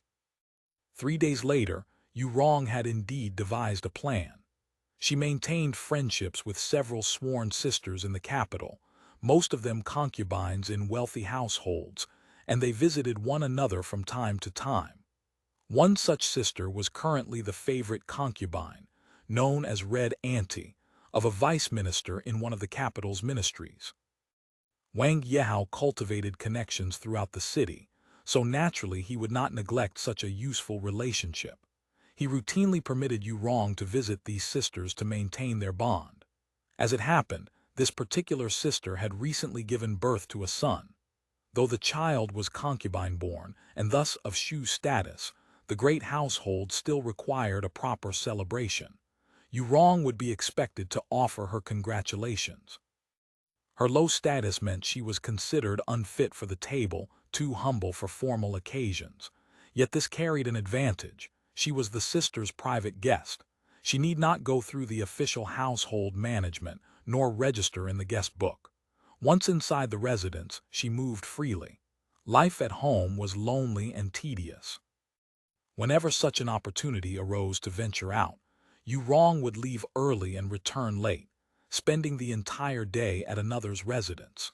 Though the incense-burning outings on the 1st and 15th had been temporarily suspended after Su Yang arrived to impose order, visiting a close friend remained permitted by Master Wang. The servants could raise no objection. With Su Yang absent and the Liu Qier couple disinclined to interfere, nothing stood in her way. She arranged the timing with Granny Shi. On the appointed day, she arrived at her friend's residence, dismissed the sedan chair first, and instructed them to return at dusk. The accompanying servant woman waited outside. Entering the backyard, Yu Rong first reminisced with her friend, then asked her to make things convenient. Her friend understood such matters perfectly and replied at once, "As far as I'm concerned, you've already gone home. I know nothing else." She promptly dispatched a trusted old maidservant to lead Yu Rong quietly to the back door and let her out. Beyond the threshold, a small two-bearer sedan chair with a green cloth cover waited in the shabby alley. The servant boy beside it was none other than Pan Chengen's attendant. Relief washed over Yu Rong. With a knowing glance, she climbed into the sedan without a word. The chair was lifted, winding through streets and alleys out through Changwen Gate past the tax division yard. The area southwest of the tax division yard had been a depression since the Ming Dynasty, dotted with lakes of various sizes, known locally as hazy. The scenery was pleasant, and temples stood in great numbers. Ganlu Nunnery was nestled among them. Ganlu Nunnery was modest, a small compound of 3 courtyards. Yu Rong had visited many times. The abbess, Wu Yan, was not a true monastic. Naturally, she possessed no ordination certificate. She had been a dismissed concubine of a powerful palace eunuch. Her former master had belonged to the eunuch party, and after his downfall his maids and concubines had scattered, each seeking her own way out. Wu Yan hailed originally from a music household in Jinling. Having spent several years in the eunuch's residence, she had accumulated considerable savings and useful connections. After leaving, she was unwilling to simply return to her hometown. Instead, she took an elderly nun as her teacher, purchased land in the southern city to build a nunnery, and bought several girls to serve as young nuns, claiming to be practicing Buddhism. In truth, Wu Yan had no heart for cultivation. Her decision to leave home was merely a means of securing freedom of movement. Because the surrounding temples were all legitimate religious establishments, Wu Yan dared not openly fly the banner of beauty or operate a flower nunnery, those brothels disguised as convents. Privately, however, she often brokered illicit arrangements, providing discreet meeting places for men and women of great households seeking secret rendezvous. Her technique was masterful. Outsiders believed that while this nunnery carried a somewhat stronger scent of the red dust than most, too eager to cultivate favor with wealthy and powerful women, it remained a respectable place of practice. Little did they suspect what transpired within. Yu Rong descended from the sedan chair. A young nun was already waiting to welcome her and led her to a courtyard on the east side. Through the moon gate stood a grape trellis, now reduced by the freezing cold to a few withered stumps. 2 large vats occupied the courtyard, once planted with lotus but now holding only remnant leaves and broken stalks in the winter chill. The main building, 3 rooms facing south with 2 flanking chambers, was modest in size but exquisitely crafted. The beams and pillars bore no colorful painted designs common to the region, only natural Canton lacquer. This scene often reminded Yu Rong of her hometown. Moreover, Wu Yan was from Jinling. They shared similar speech and tastes in food. In this capital where people and places were unfamiliar, a natural closeness had grown between them. This was why she had been willing to come here to burn incense in the first place. At the foot of the steps, a woman emerged to greet her. She was about 30 years old with a beautiful face, dressed in attire somewhere between monastic and secular. Though she wore a monk's robe, her full head of black hair was covered only by a hairnet, and nothing could disguise her gentle, alluring quality. When Yu Rong had first seen her, She had recognized immediately a fellow Taoist, someone of the same trade. Sure enough, when they had talked, they discovered they were practically fellow townswomen.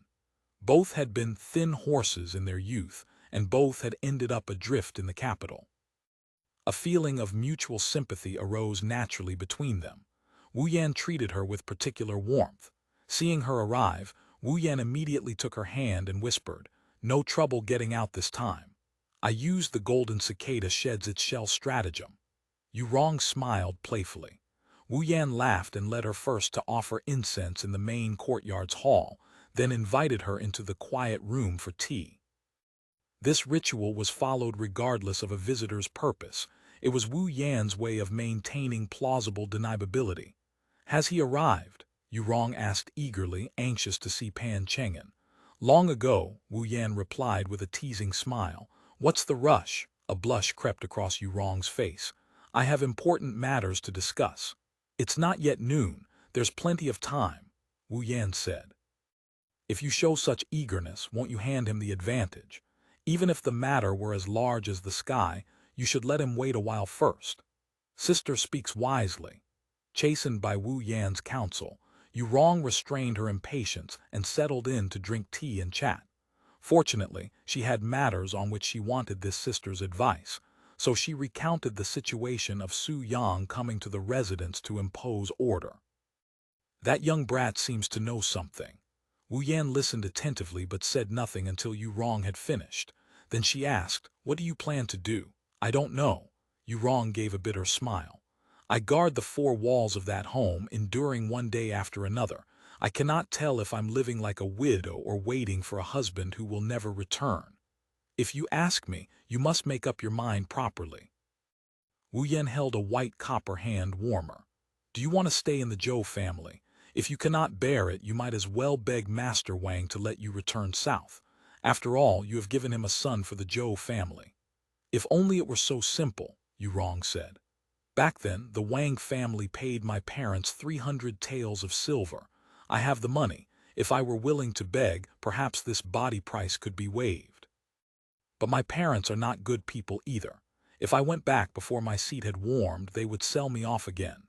Wu Yan's family circumstances had been similar to hers. Hearing this, she felt a deep pang of shared sorrow and sighed. "Being born human, don't be born female. 100 years of joy and sorrow at the mercy of others.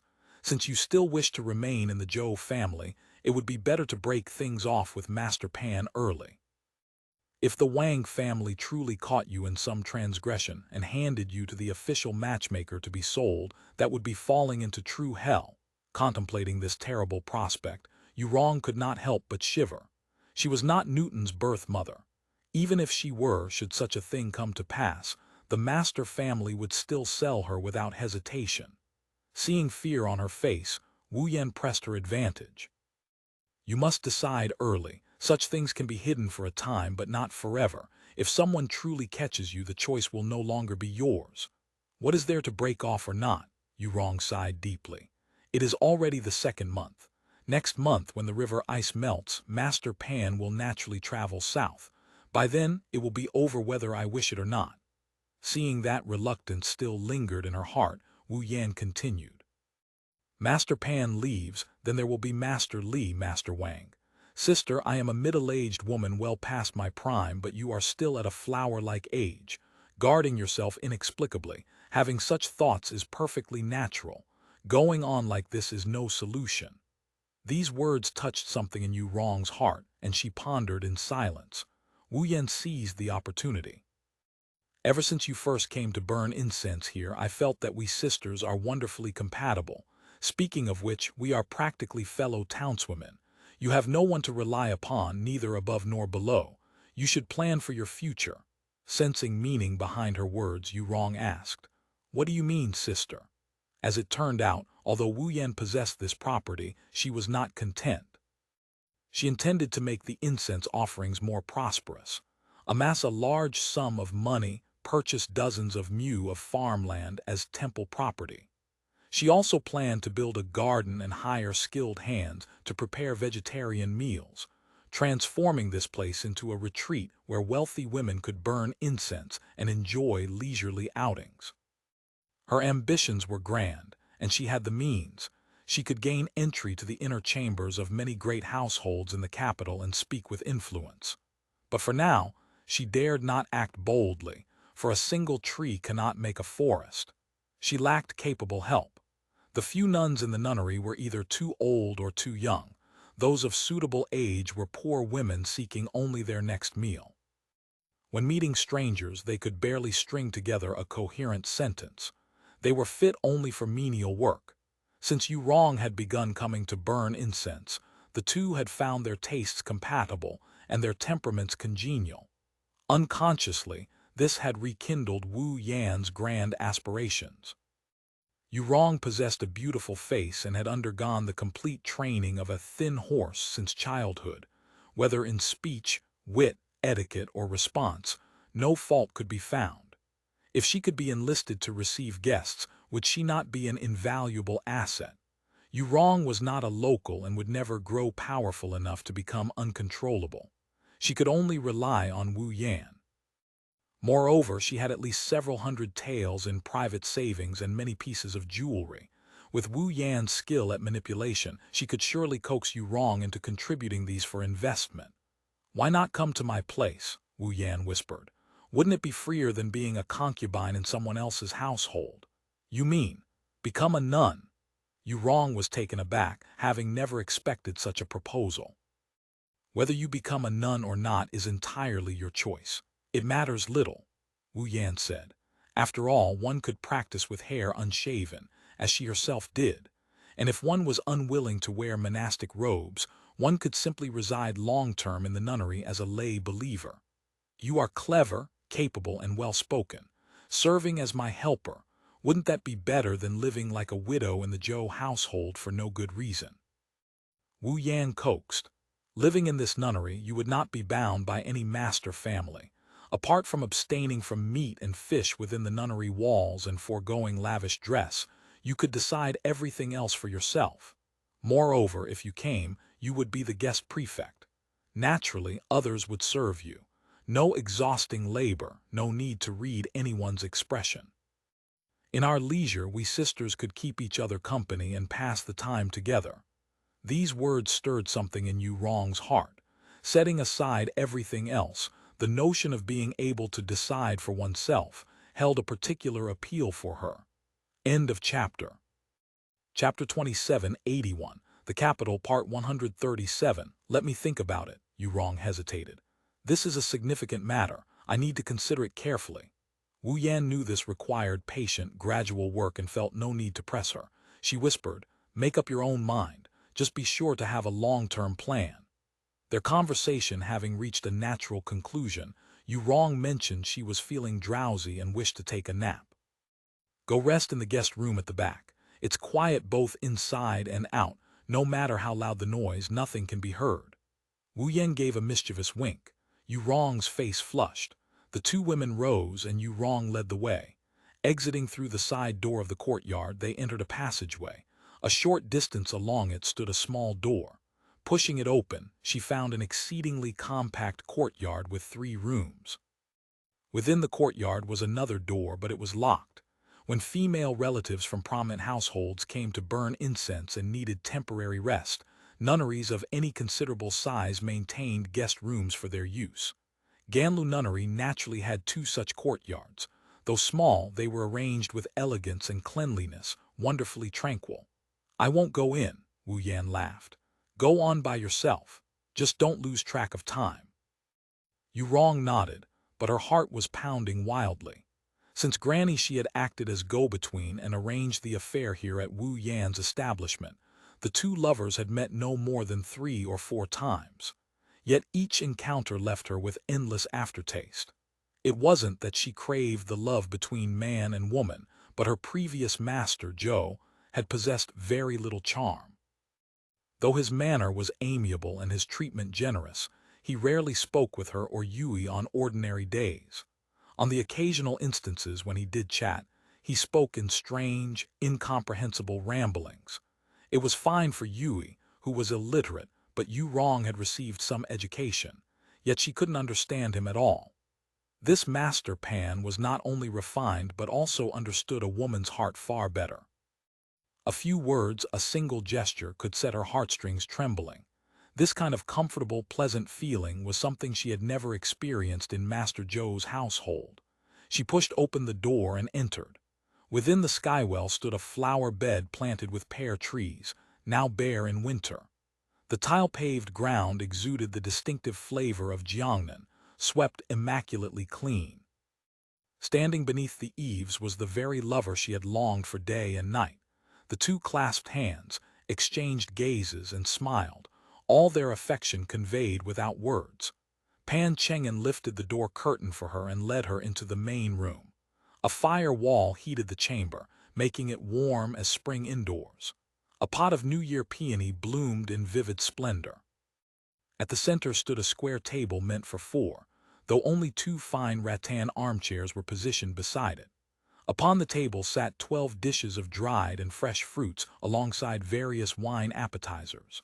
On a small red clay stove, yellow wine was being warmed.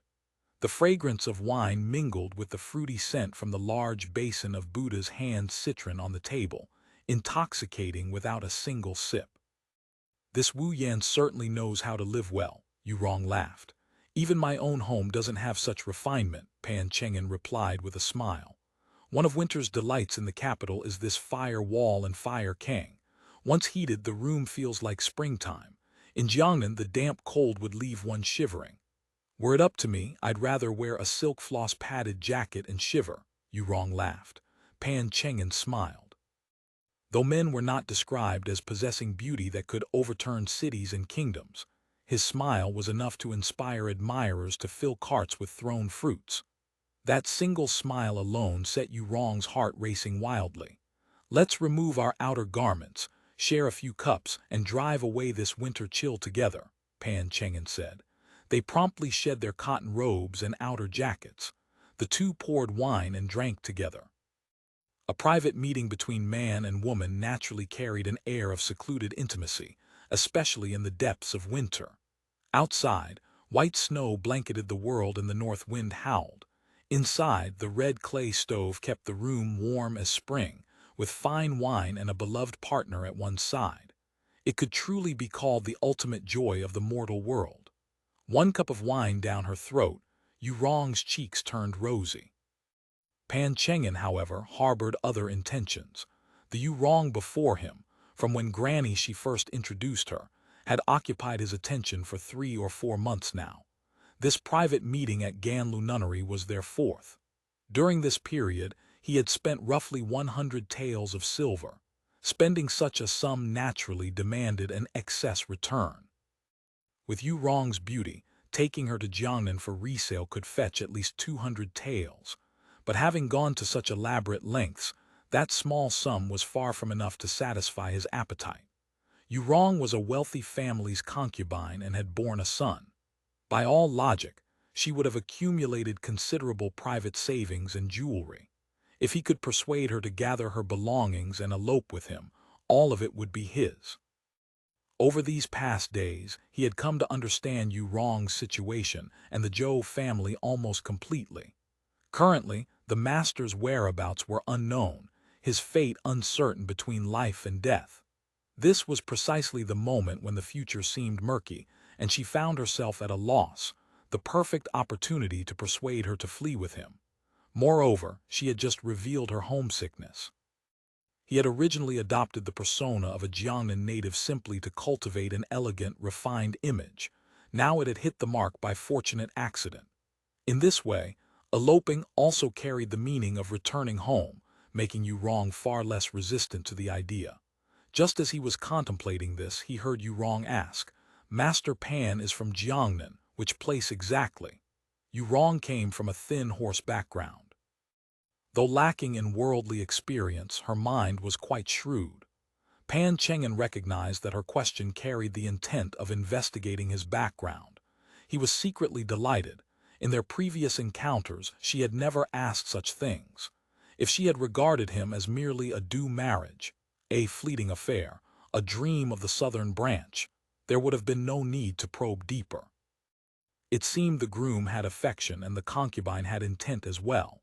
Abductors like Pan Cheng'an were chameleons. Their life histories consisted of several fabricated sets, seamless when recounted and absolutely devoid of flaws. He said, "My ancestral home is in Jingjiang County, Changzhou Prefecture.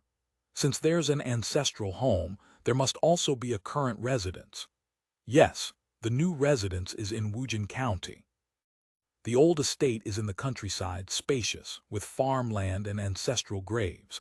One must tend to it occasionally. The elders find the prefectural city too noisy, so they mostly reside there now. Since Master is from Changzhou, the accent doesn't seem quite right." No matter how clever Pan Cheng'an was, mastering numerous dialects was impossible. Fortunately, he had long prepared an excuse. "My family aren't natives. Our ancestral home is actually Huguang. Grandfather's family was poor, so he traveled to Jiangnan to make his fortune, eventually building up a family estate. Thus we settled there. To this day, the elders and old servants in the household still speak the Huguang dialect. I can't speak a word of it, but neither can I speak proper Jingjiang or Wujin dialect either." He laughed. "Ha ha ha. Master's Mandarin is spoken better than most officials," Yurong praised. "Where does your father hold his post?" Grandfather originally wanted father to pursue studies and enter officialdom, but alas, after 30 years of study, he remains only a ziyukai. Pan Cheng'an deliberately sighed. A ziyukai is the root from which prime ministers grow. It's no small achievement. Though father never passed the Jurin examination, the family's ancestral business wasn't neglected, so the household has maintained comfortable circumstances. If Master's family is merely comfortable, then my household must be positively destitute." Yurong laughed. "There are many extremely wealthy families in Jiangnan. A household like mine can only be called comfortable. Yes, Jiangnan truly is a wonderful place." Yurong sighed, her voice touched with melancholy. Pan Cheng'an recognized her homesickness and seized the opportunity. "Is Miss from Yangzhou?" "Strictly speaking, not really. My family merely held music household registration in Yangzhou. Actually, my home is in Xinghua County, Gaoyu Prefecture." Yurong nodded. "It's been several years since I left. I wonder if the scenery remains unchanged. Now with warfare and turmoil everywhere." As she spoke, worry clouded her features. "The turmoil is real, but Jiangnan remains a blessed land," Pan Cheng'an offered in comfort. "Xinghua isn't far from Changzhou Prefecture, just across the river. If you have any letters or items to send home, simply entrust them to me." "That's right, you're returning to Jiangnan." Yurong's voice carried a note of loss. "When will you depart?" "As soon as the river ice melts." Pan Cheng'an watched her expression carefully. "Once you leave, will you never return?" "That is difficult to say." Pan Cheng'an feigned hesitation. "My original purpose in coming to the capital was to seek future prospects. If opportunity arises, I may return in the future." The implication was clear. There was little chance of his returning. Though knowing from the start that this was but a fleeting affair, the two had grown deeply attached over these few months. Now, on the eve of parting, Yurong couldn't help but feel dejected and sorrowful. Pan Cheng'an said, "Truth be told, I too am reluctant to part." "Ah." He released a long, deliberate sigh. "Reluctant to part with what?" Yurong asked, though she already knew the answer. Pan Cheng'an lowered his voice. "Do you truly not know?" "I'm not a worm in your belly, how could I know?" The man sighed softly, as if murmuring to himself. "My heart, are you still unaware of it?" Yurong pretended not to hear, only lowering her head to sip her wine delicately. After a lengthy silence, she asked again, "You've been away from home for so long, you must miss it."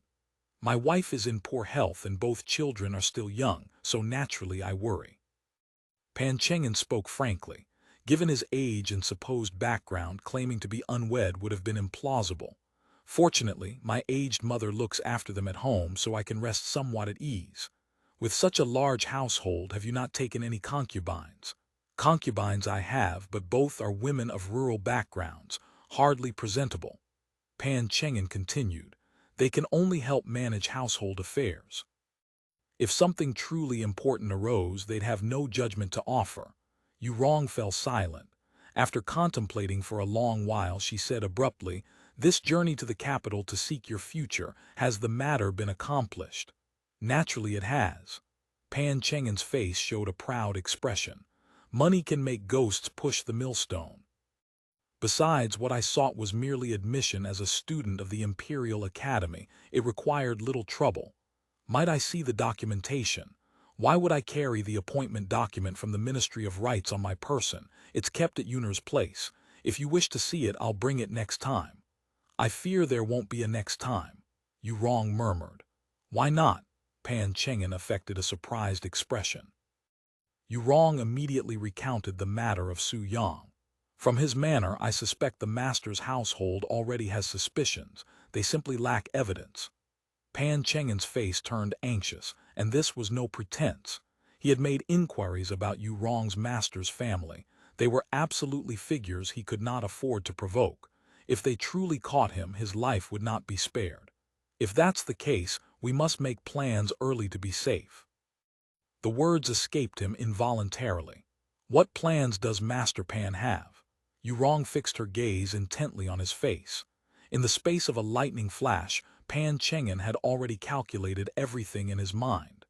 Matters having come to this point, there was absolutely no reason to simply let her go. At worst, he would avoid coming to the capital for business over the next few years. He met Yu Rong's eyes with a look of resolve and said, "My mind is made up. I wonder what Miss thinks." End of chapter. Chapter 2782. The Capital, Part 138. Zhao Liangjian spat out the tobacco residue and cleared his throat with another gob of phlegm. Ever since the emperor had banned tobacco, he'd been forced to abandon his dry tobacco habit.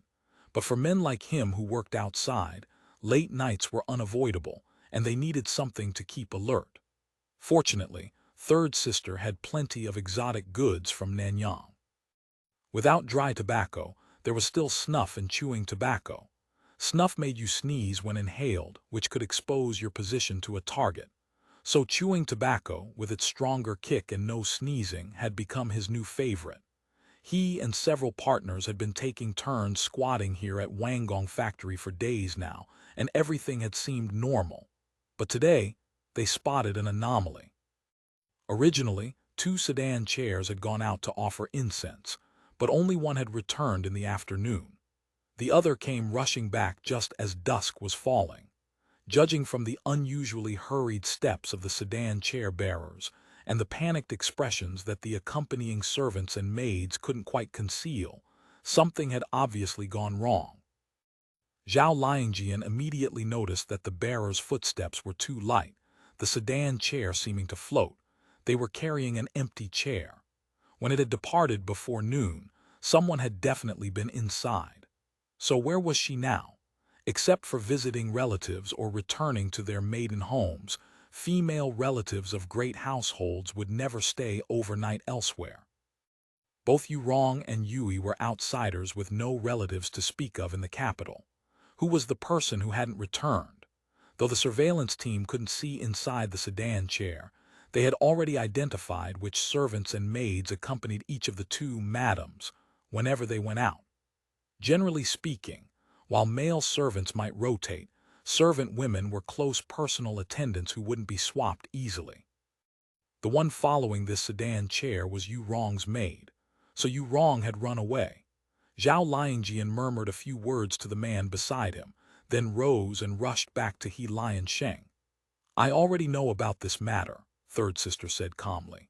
Ever since learning that the abductor was Pan Chengen, and that he was conducting his illicit business at Ganlu Nunnery, Third Sister had assigned someone to watch the place.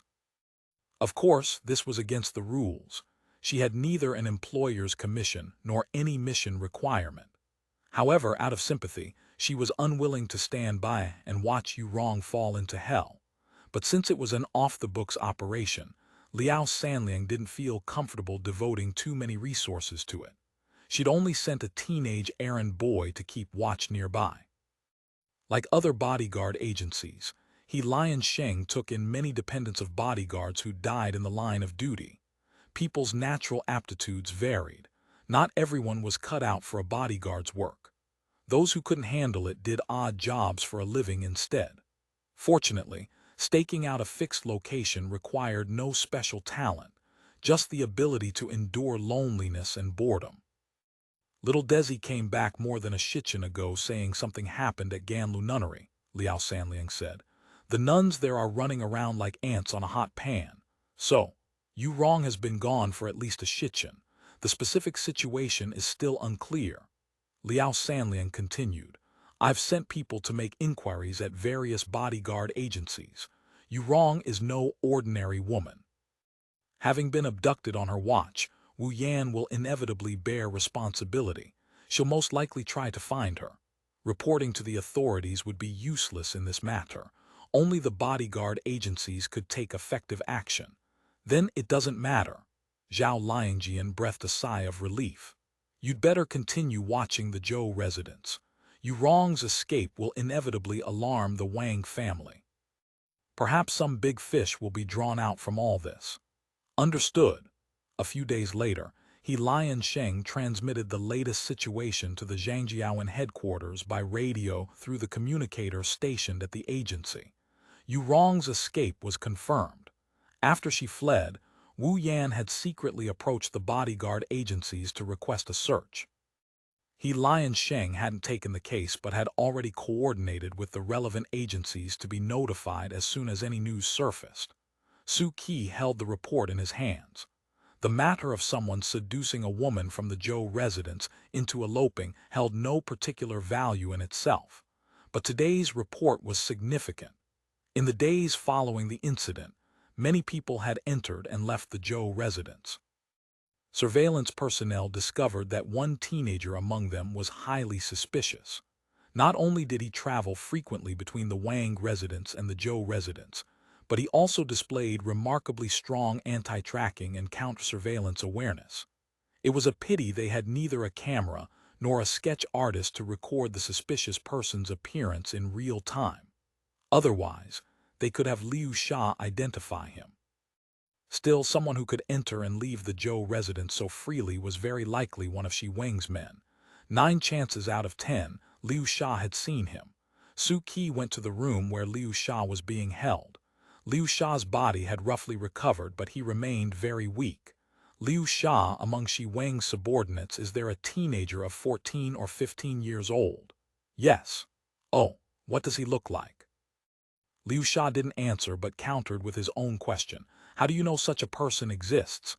He's been observed entering and leaving the Zhou residence at Wanggong factory frequently in recent days. That little fledgling, Liu Sha cursed under his breath. You know him. Naturally I know him, Liu Sha said. The only one who's 15 or 16 and can enter and leave the Zhou residence freely is my apprentice. Your apprentice? Yes, his formal name is Su Yang. How did you come to have such an apprentice? It was a matter of fate. He then recounted the events of arranging a daughter for Master Zhou years ago. I kept this child by my side. What sort of person is this Su Yang? Extremely smart and capable. Zhou Lezhai values him highly as well, saying that given time he could inherit much of his legacy. It's just what? His temperament is a bit stubborn, Liu Sha smiled. For people in our line of work, being too stubborn isn't good. Why does he frequent the Zhou residence? He can be considered half a disciple of Mr. Zhou. Liu Sha smiled again. This child values loyalty and affection. Ever since Master Zhou disappeared, he's been concerned about him and takes special care of Master Zhou's dependents, not to mention his younger sister is Zhou Juli. Does he currently follow Zhou Lezhai closely? Su Qi threw out this crucial question. Yes. Liu Sha gave an unhesitating affirmative. If that was the case, tracking Su Yang had a high probability of leading them to this mysterious Zhou Lezhai. At this thought, Su Qi's nerves thrummed with excitement. Once they caught this mysterious figure of unknown origin, the various strange phenomena surrounding the Shi Weng group would unravel easily. By now, Su Qi had lost interest in the Shi Weng group itself. Their destructive potential couldn't shake the Senate's rule. Whether they survived or perished mattered little. But the person known as Zhou Lezhai had greatly stimulated the curiosity of both him and the Intelligence Bureau. Notify the Min Zhanlian team. Tell them to focus their surveillance on this Su Yang and maintain control of his movements. Do not arrest him. Identify all related persons around him. Su Yang had a stalk of straw clenched between his teeth, turning it slowly as he watched the Liu Qier couple hanging from the roof beam, beaten nearly to death. This was the backyard of the Zhou residence. Since the search had yielded no leads starting yesterday, the interrogation of household servants had begun here. From the gatekeeper to the scullery maids, every last one had been put through questioning. Family law and harsh torture were applied. Men and women alike wailed to the heavens, and every secret in the residence was turned inside out. As the managers of the Zhou residence, the Liu Qier couple had naturally suffered the worst. Stripped naked and hung from the beam, they'd been beaten savagely through the night. Though the purpose was interrogation, there was also Su Yang's need to vent his anger. He had counseled them earnestly, not hesitating to risk being tracked by coming here multiple times to warn them about keeping strict doors. Yet this Liu Qier had been bold enough to continue letting Granny she come calling. Most infuriating of all, after discovering Yu Rong's disappearance, she hadn't reported to the Wang family that same day. Instead, she'd searched privately, only going to them the next morning. Now Yu Rong had vanished. As for tracing Granny she too was nowhere to be found. The old crone had probably sensed trouble and hidden herself in advance. Still, they had finally extracted some useful information from the maids and servants who had accompanied Yu Rong on her outing. Her general whereabouts were now roughly known. Besides offering incense and visiting Master Qian's residence, has she been anywhere else? No, no more. Liu Qier looked withered. The places Miss went, this lowly one, has told all. After an entire night of interrogation, everything that could be learned had been learned. The concubine at Master Qian's residence must have useful information, but he couldn't very well break into someone else's home to drag her out for questioning. Of course, if he truly wanted to do this, it wasn't impossible, but he'd have to use connections within the Jinyue, and the matter would only escalate further. Young as he was, Su Yang didn't dare be so reckless. If only Master were still here, Su Yang thought to himself. His heart was deeply unsettled. Master's Jianghu experience far surpassed his own. If he were here, there would be a backbone to rely on. As things stood, Su Yang could only depend on himself. He hadn't reported the search for Yu Rong to Mr. Le because he knew exactly how the man would handle it. He wouldn't care. But Su Yang couldn't let this matter go. Caring for the Zhou residence had been entrusted to him by Mr. Le and Master Wang, though it was only meant as assisting Wang Liang. Now that Wang Liang's whereabouts were unknown, he had to shoulder this responsibility himself. For him, Yu Rong wasn't simply Mr. Zhou's woman. Whether she could be found concerned his standing within the Shi Wang group. Even if Master Wang and Mr. Le didn't blame him, he couldn't clear the hurdle in his own heart. Little brother Su, what should we do next? Though he was just a teenager, his subordinates still addressed him respectfully as little brother. Go to the streets and alleys around Master Qian's residence and make inquiries. In the past month, have there been any suspicious sedan chairs or mule carts stopping briefly to wait for someone? If so, roughly where did they go? Pay special attention to those parked near the back door or side entrance of the Qian residence. Yes. What to do next? He had no clear idea for the moment. He had done everything he should, but whether it was those sent out searching or those intercepting at the various city gates, not a scrap of news had come back. When it came down to it, this pair of adulterous wretches had delayed everything. Concealing the truth and failing to report, they'd wasted an entire day. These past few days he'd rushed between the Wang family, the Zhou residence, and every suspicious location multiple times, yet found not a single clue. He'd had to resort to torture to extract anything useful. Things having reached this point, he'd better report to Mr. Le. With the man's intelligence, perhaps he could come up with some ideas. After all, the hunt for Yu Rong's trail had already begun. The deed was done. Presumably, Mr. Le wouldn't object at this stage. End of chapter. Chapter 2783, The Capital, Part 139. If you ask me, you were reckless. Zhou Lejai sighed after hearing Su Yang's words. Mr. Le, I understand what you mean. You wrong as Mr. Zhou's concubine, she must come to no harm. You feel this responsibility toward Mr. Zhou and Master Wang." He couldn't help but sigh again. "Mr. Le is something improper." "Improper?" Zhou Lezhai smiled bitterly. "Once a bow is drawn, the arrow cannot be recalled. Continue handling this matter yourself. Just don't come here anymore. Contact me directly by letter. If something urgent arises, go to Master Wang. The Kun have many eyes and ears outside. You must be careful." "This is the capital, sir. With Master Wang's protection, why fear a few Kun operatives?" Zhou Lezhai smiled without answering. After giving a few more instructions, he saw Su Yang out. The moment Su Yang departed, Zhou Lezhai summoned Wang Zhai. "Pack light, we're leaving." Wang Zhai started in surprise. "Leaving? Where to?" Their safe houses in the capital were few and some locations couldn't be visited at all. "Anywhere, we just need to leave here first," Zhou Lezhai said. "Find an inn for the time being." Wang Zhai tried to reason with him. "In broad daylight, what is Master afraid of? Surely the Kun wouldn't dare force their way in during the day." "They would dare, and they will." Though Wang Zhai was not his household servant, he had followed Zhou Lezhai's instructions for years and knew better than to argue. He immediately went to pack their luggage. Zhou Lezhai gathered the most critical items and waited for Wang Zhai to arrange a sedan chair. In just 3/4 of an hour, Wang Zhai returned with his report. Everything was packed and the sedan chair waited at the door. "Which house?" "From the sedan chair stand at the east end of the street." Wang Zhai knew Mr. Le's rule well. Never hail a roving sedan chair. Always call from a proper stand. The bearers there were regulars and strangers couldn't simply wait there for business. "Let's go." Zhou Lezhai rose. The two changed their attire and made their way to the residence gate. Indeed, a two-man sedan chair stood waiting outside. Wang Zhai scrutinized it briefly and gave a slight nod, indicating that the bearers were the usual men and no suspicious figures lurked nearby. Only then did Zhou Lezhai step through the gate and climb into the sedan chair. The bearer asked in a low voice, "Where to, second master?" Zhou Lezhai had already selected an inn in the north of the city, but following his instructions, Wang Zhai named a different destination, Heiyuan Temple. The sedan chair lifted smoothly and set off at a brisk, steady pace. When boarding, Zhou Lezhai had surveyed the street, desolate, not a soul in sight, nothing suspicious. Now that they were moving, his heart settled considerably.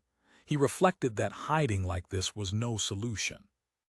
Being driven to his own doorstep by the Kun caused too much inconvenience. He needed to find a way to counterattack.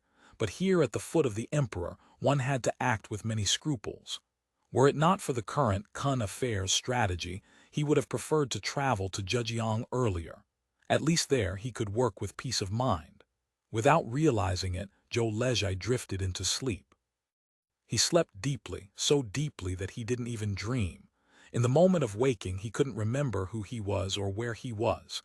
He jolted awake in alarm. How had he fallen asleep? Looking around, he saw that he was no longer in the sedan chair but lying on a bed.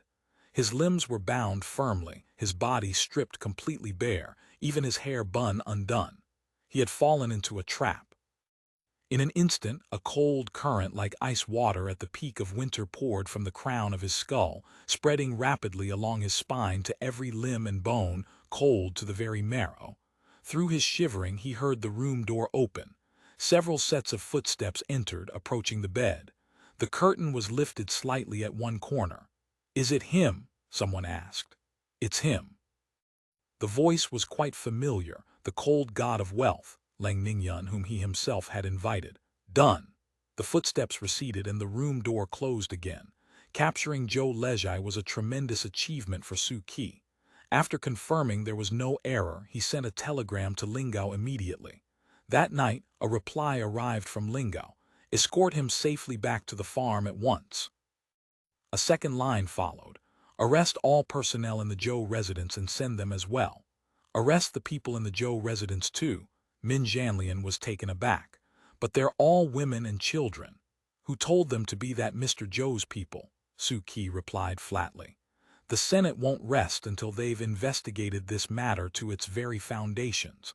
I'm afraid even more people will be implicated before this is over." Then the Minister of War, Master Wang. We can't touch him yet, Suki said. Otherwise, he wouldn't escape either, but this time we've severed his left and right arms. If he wants to stir up trouble going forward, it won't be so easy. He looked at Min Jianlian and suddenly laughed. Aren't you a man of the Jianghu? Why have you become so wishy-washy? This subordinate understands. He is an imperial criminal of the Senate. Correct. Suki nodded. You just concern yourself with arrests and eliminations. Anything beyond that you know nothing about. Yes. A thin sheen of sweat appeared on Min Jianlian's forehead. He knew Senator Su was always straightforward, not a man given to pretense or false profundity. These words were no mere alarmist talk. Move quickly. Once this Mr. Le disappears, Master Wang will likely realize something is wrong. The Zhou residents might be placed under strict protection. If you arrive too late, things could get messy. After Min Jianlian left, Su Qi paced the room, unable to contain his excitement. This mysterious Mr. Le had finally fallen into their hands. It seemed he had been fully prepared for capture. He had been carrying multiple unknown drugs on his person, among which there might well have been poison. A man prepared to commit suicide at any moment must harbor enormous secrets. How to make him open his mouth and reveal those secrets was not Su Qi's concern. That was a problem for the Political Security Bureau, or perhaps even higher authorities. The only thing he knew was that many in the Senate would probably be celebrating by dusting off their caps in congratulation. And of course, even more would share his own burning curiosity about the Shiweng group and Mr. Le. If this man was also a transmigrator, how would the Senate treat him? Su Qi found the question fascinating. A consensus had been reached regarding the overarching principle. Any transmigrator who had acted with hostility toward the Senate was classified as an enemy, to be eliminated. But principle was principle. Specific handling naturally depended on the collective opinion of the Senate. After all, any single person was precious wealth. Whether the outcome was elimination or atonement through meritorious service, Su Qi remained indifferent. He held no special feelings toward this mysterious figure. Whether he was a transmigrator or not, this capture was equivalent to destroying more than half of the Shiweng group's strength. The group's influence on the future could now be considered minimal. Su Qi had come to the capital initially just to rescue Leng Ningyun. He never expected to reap such a bountiful harvest.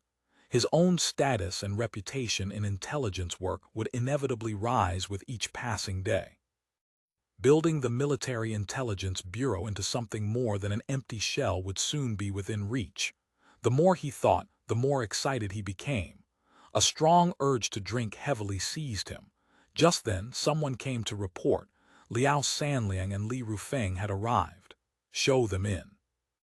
Ordinarily, he wouldn't have needed to meet with them, but after the kidnapping incident, the reorganization of intelligence work that had already begun suddenly accelerated. The organizational structure in the capital would undergo drastic adjustments. As an important asset of the Senate in the capital, Li and Sheng naturally had to be reevaluated. Though both had been trained in Lingao, years of working in the field meant old habits died hard. Li Rufeng bowed with hands clasped in the traditional male fashion, while Liao Sanliang bowed with hands at her sides in the women's manner. Su Qi didn't mind, laughing as he said, "A rare sight, you two. Sit, sit. With a senior present, we dare not sit." Li Rufeng said respectfully. "Nonsense. What kind of senior am I?" Su Qi laughed. "No need for formalities. Sit down so we can discuss business." Only then did the two take their seats. The moment they sat, Liao Sanliang gave a detailed report on sending her people to intercept Pan Cheng'an. This was more or less my own decision. Honestly, there was also some private intent. I couldn't bear to see a sister fall into a sea of bitterness. Su Qi nodded. This matter had not actually been hidden from him, and he had tacitly approved. If Liao Sanliang had wanted to justify her motives, she could have offered plenty of suitable reasons. That she spoke truthfully showed the openness of her character. "This is not a major matter, nor does it concern the special case we're currently handling," Su Qi said. "Has the person been found? Zhao Lianjian sent word yesterday."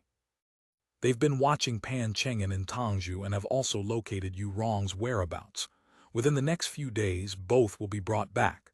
I wanted to ask for the chief's instructions. How should these two be handled? Yu Rong is on the special case list. Send her here immediately once you have her. As for Pan Cheng'an and anyone else involved, dispose of them as you see fit. Dispose of them cleanly. What clean meant both understood perfectly. In the rescue of Senator Leng, He Liansheng exerted tremendous effort and established great merit. Su Qi offered his praise. I've already telegraphed Guangzhou to request commendations for you. He waved his hand to stop them before they could speak. It's all well-deserved, no need for modesty. What I'm about to say next is the important matter. It concerns He Liansheng. The expressions of both Liao and Li immediately grew serious. In recent years, the bodyguard agency business had become increasingly difficult. Most escort routes from the capital to other regions were in a precarious state. Among traditional routes, the western route could only reach Shanxi. Beyond that, nothing was certain. The route north to the border towns, however, could still be maintained. The numerous garrison troops along the road and the booming Mongolian trade of the old Zir, Shanxi merchants kept it viable. As for the southbound route, only the river bodyguard route along the Grand Canal managed to linger on. Thus the business of various bodyguard agencies had plummeted, and closures were not uncommon. Strictly speaking, He Liansheng had little actual business either, but with the Senate's secret support, they had survived. Out of solidarity with their trade, they had also absorbed and placed quite a few personnel from other struggling agencies. He Liansheng's scale should be appropriately reduced. Su Qi stated his conclusion at the outset. Especially after this operation, He Liansheng contributed the most but also exposed itself somewhat. Going forward, you'll likely become an object of attention for various parties. You should shrink your profile as much as possible. End of chapter. Chapter 2784. The Capital, Part 140. With the arrival of spring in the 11th year of Changzhen, the common folk of the capital sensed something amiss in the heavenly seasons. Winter had yielded to spring, and the calendar had already turned to late March, yet the northwest wind that howled for days on end did not bring the familiar yellow sand and dust that usually blanketed heaven and earth. Instead, it drove countless snowflakes mingled with cold rain, pelting mercilessly upon the heads of pedestrians. Those poor souls who could not afford sedan chairs, nor the coin for mules or horses, trudged shivering through streets choked with slush and mud, their steps now sinking deep, now slipping shallow. Hunger and cold gnawed at them, and some stumbled into the pools of meltwater that had formed in the road.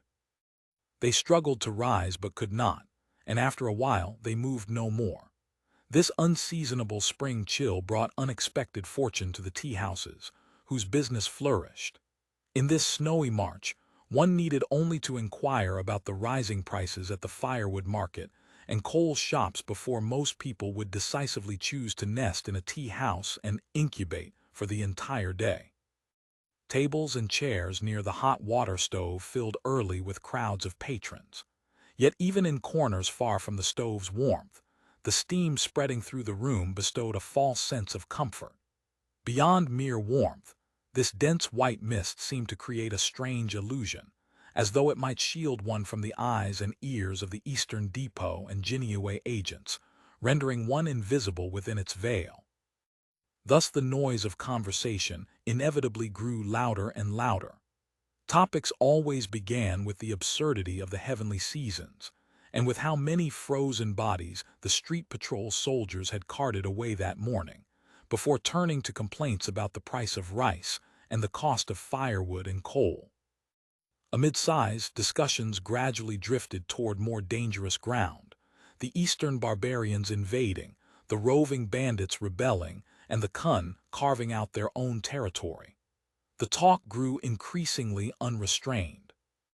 Only when tea guests argued loudly about which threat was most urgent, suppressing the bandits, resisting the barbarians, or defeating the Kun, or about which court minister or governor deserved to be bound and sent to the West Market for execution, or even ventured into such perilous speculation as the future fate of the great Ming Dynasty, would the shopkeeper emerge to mediate, reminding them of the poster on the wall that read, "Do not discuss state affairs."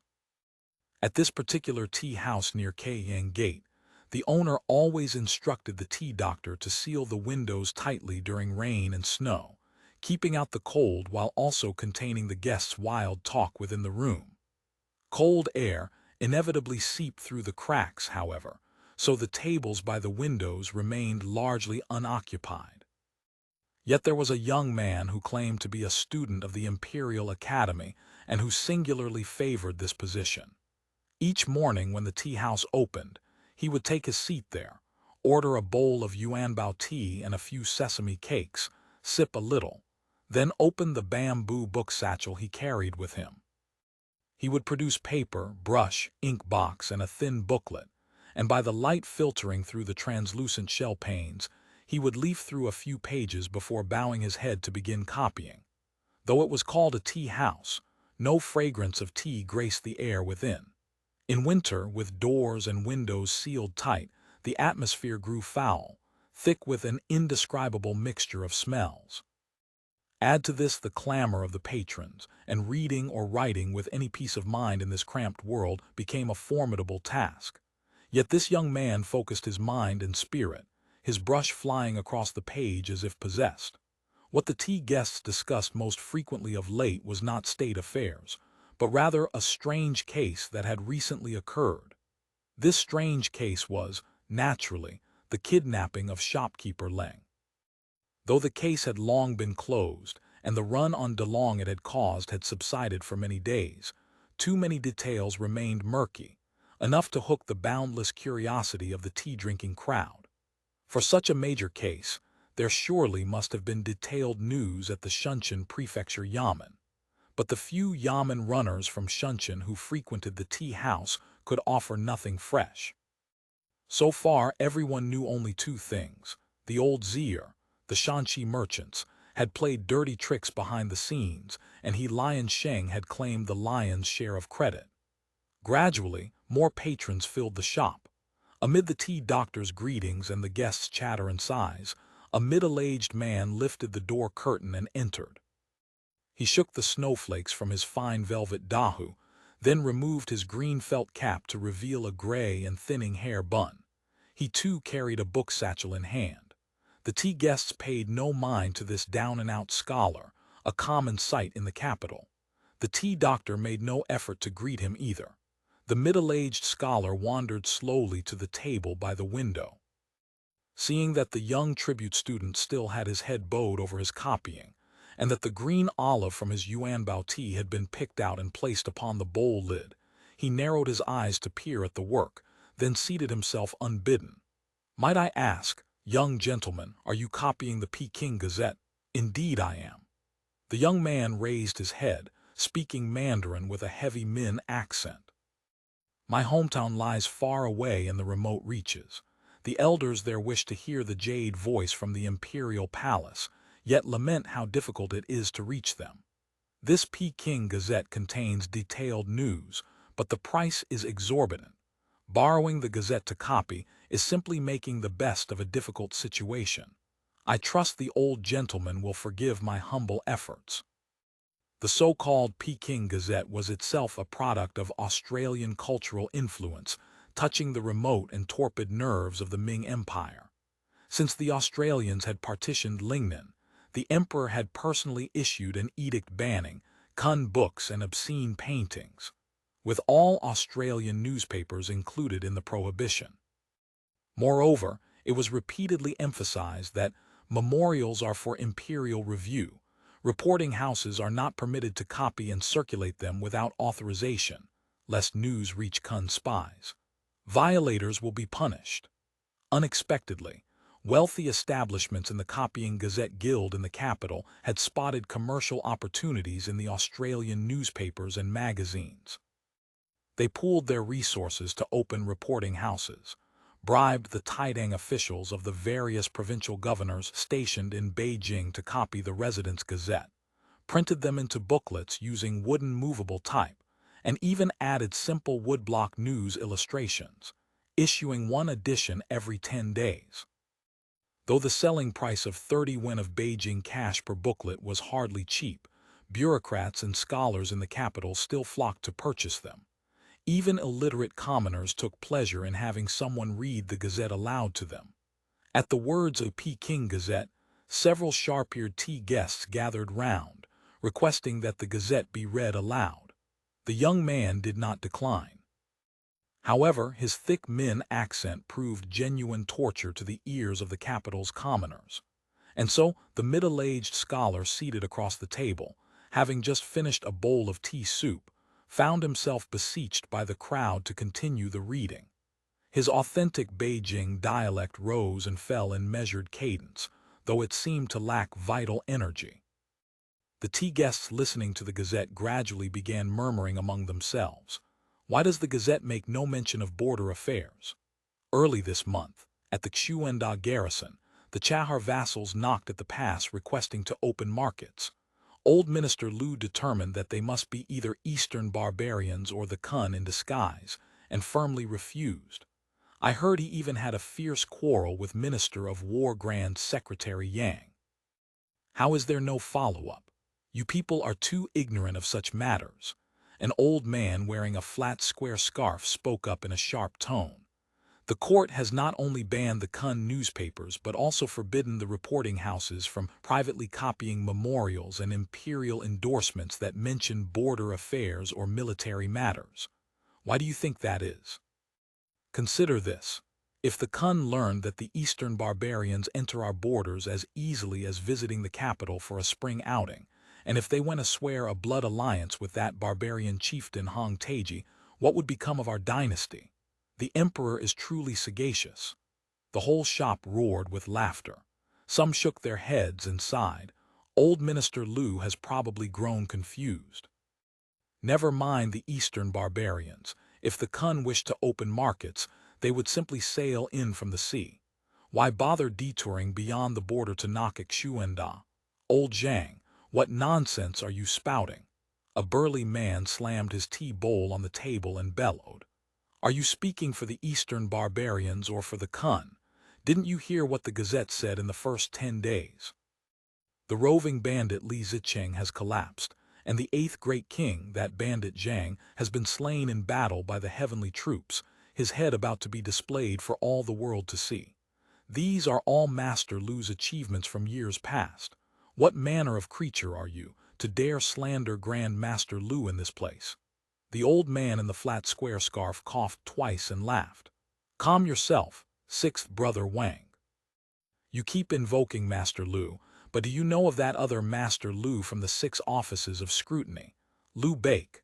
You mean the eating Kun flesh raw Lu Bake?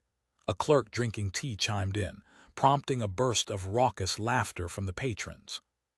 The commoners of the capital all knew that Lu Zhealong, courtesy name Benkian, pseudonym Bake, supervising secretary of the Office of Scrutiny for Personnel and a native of Guangdong, had harbored the deepest hatred for the Kun and the Macau Portuguese barbarians throughout his life. Whenever he submitted memorials criticizing Minister of War Zhang Fengyi for neglecting to suppress the Kun, he would make savage pronouncements. The hearts of all the people in Guangdong are in turmoil, yearning to eat Fengyi's flesh. Yet Vice Minister of War Yang Sicheng had mocked him in return.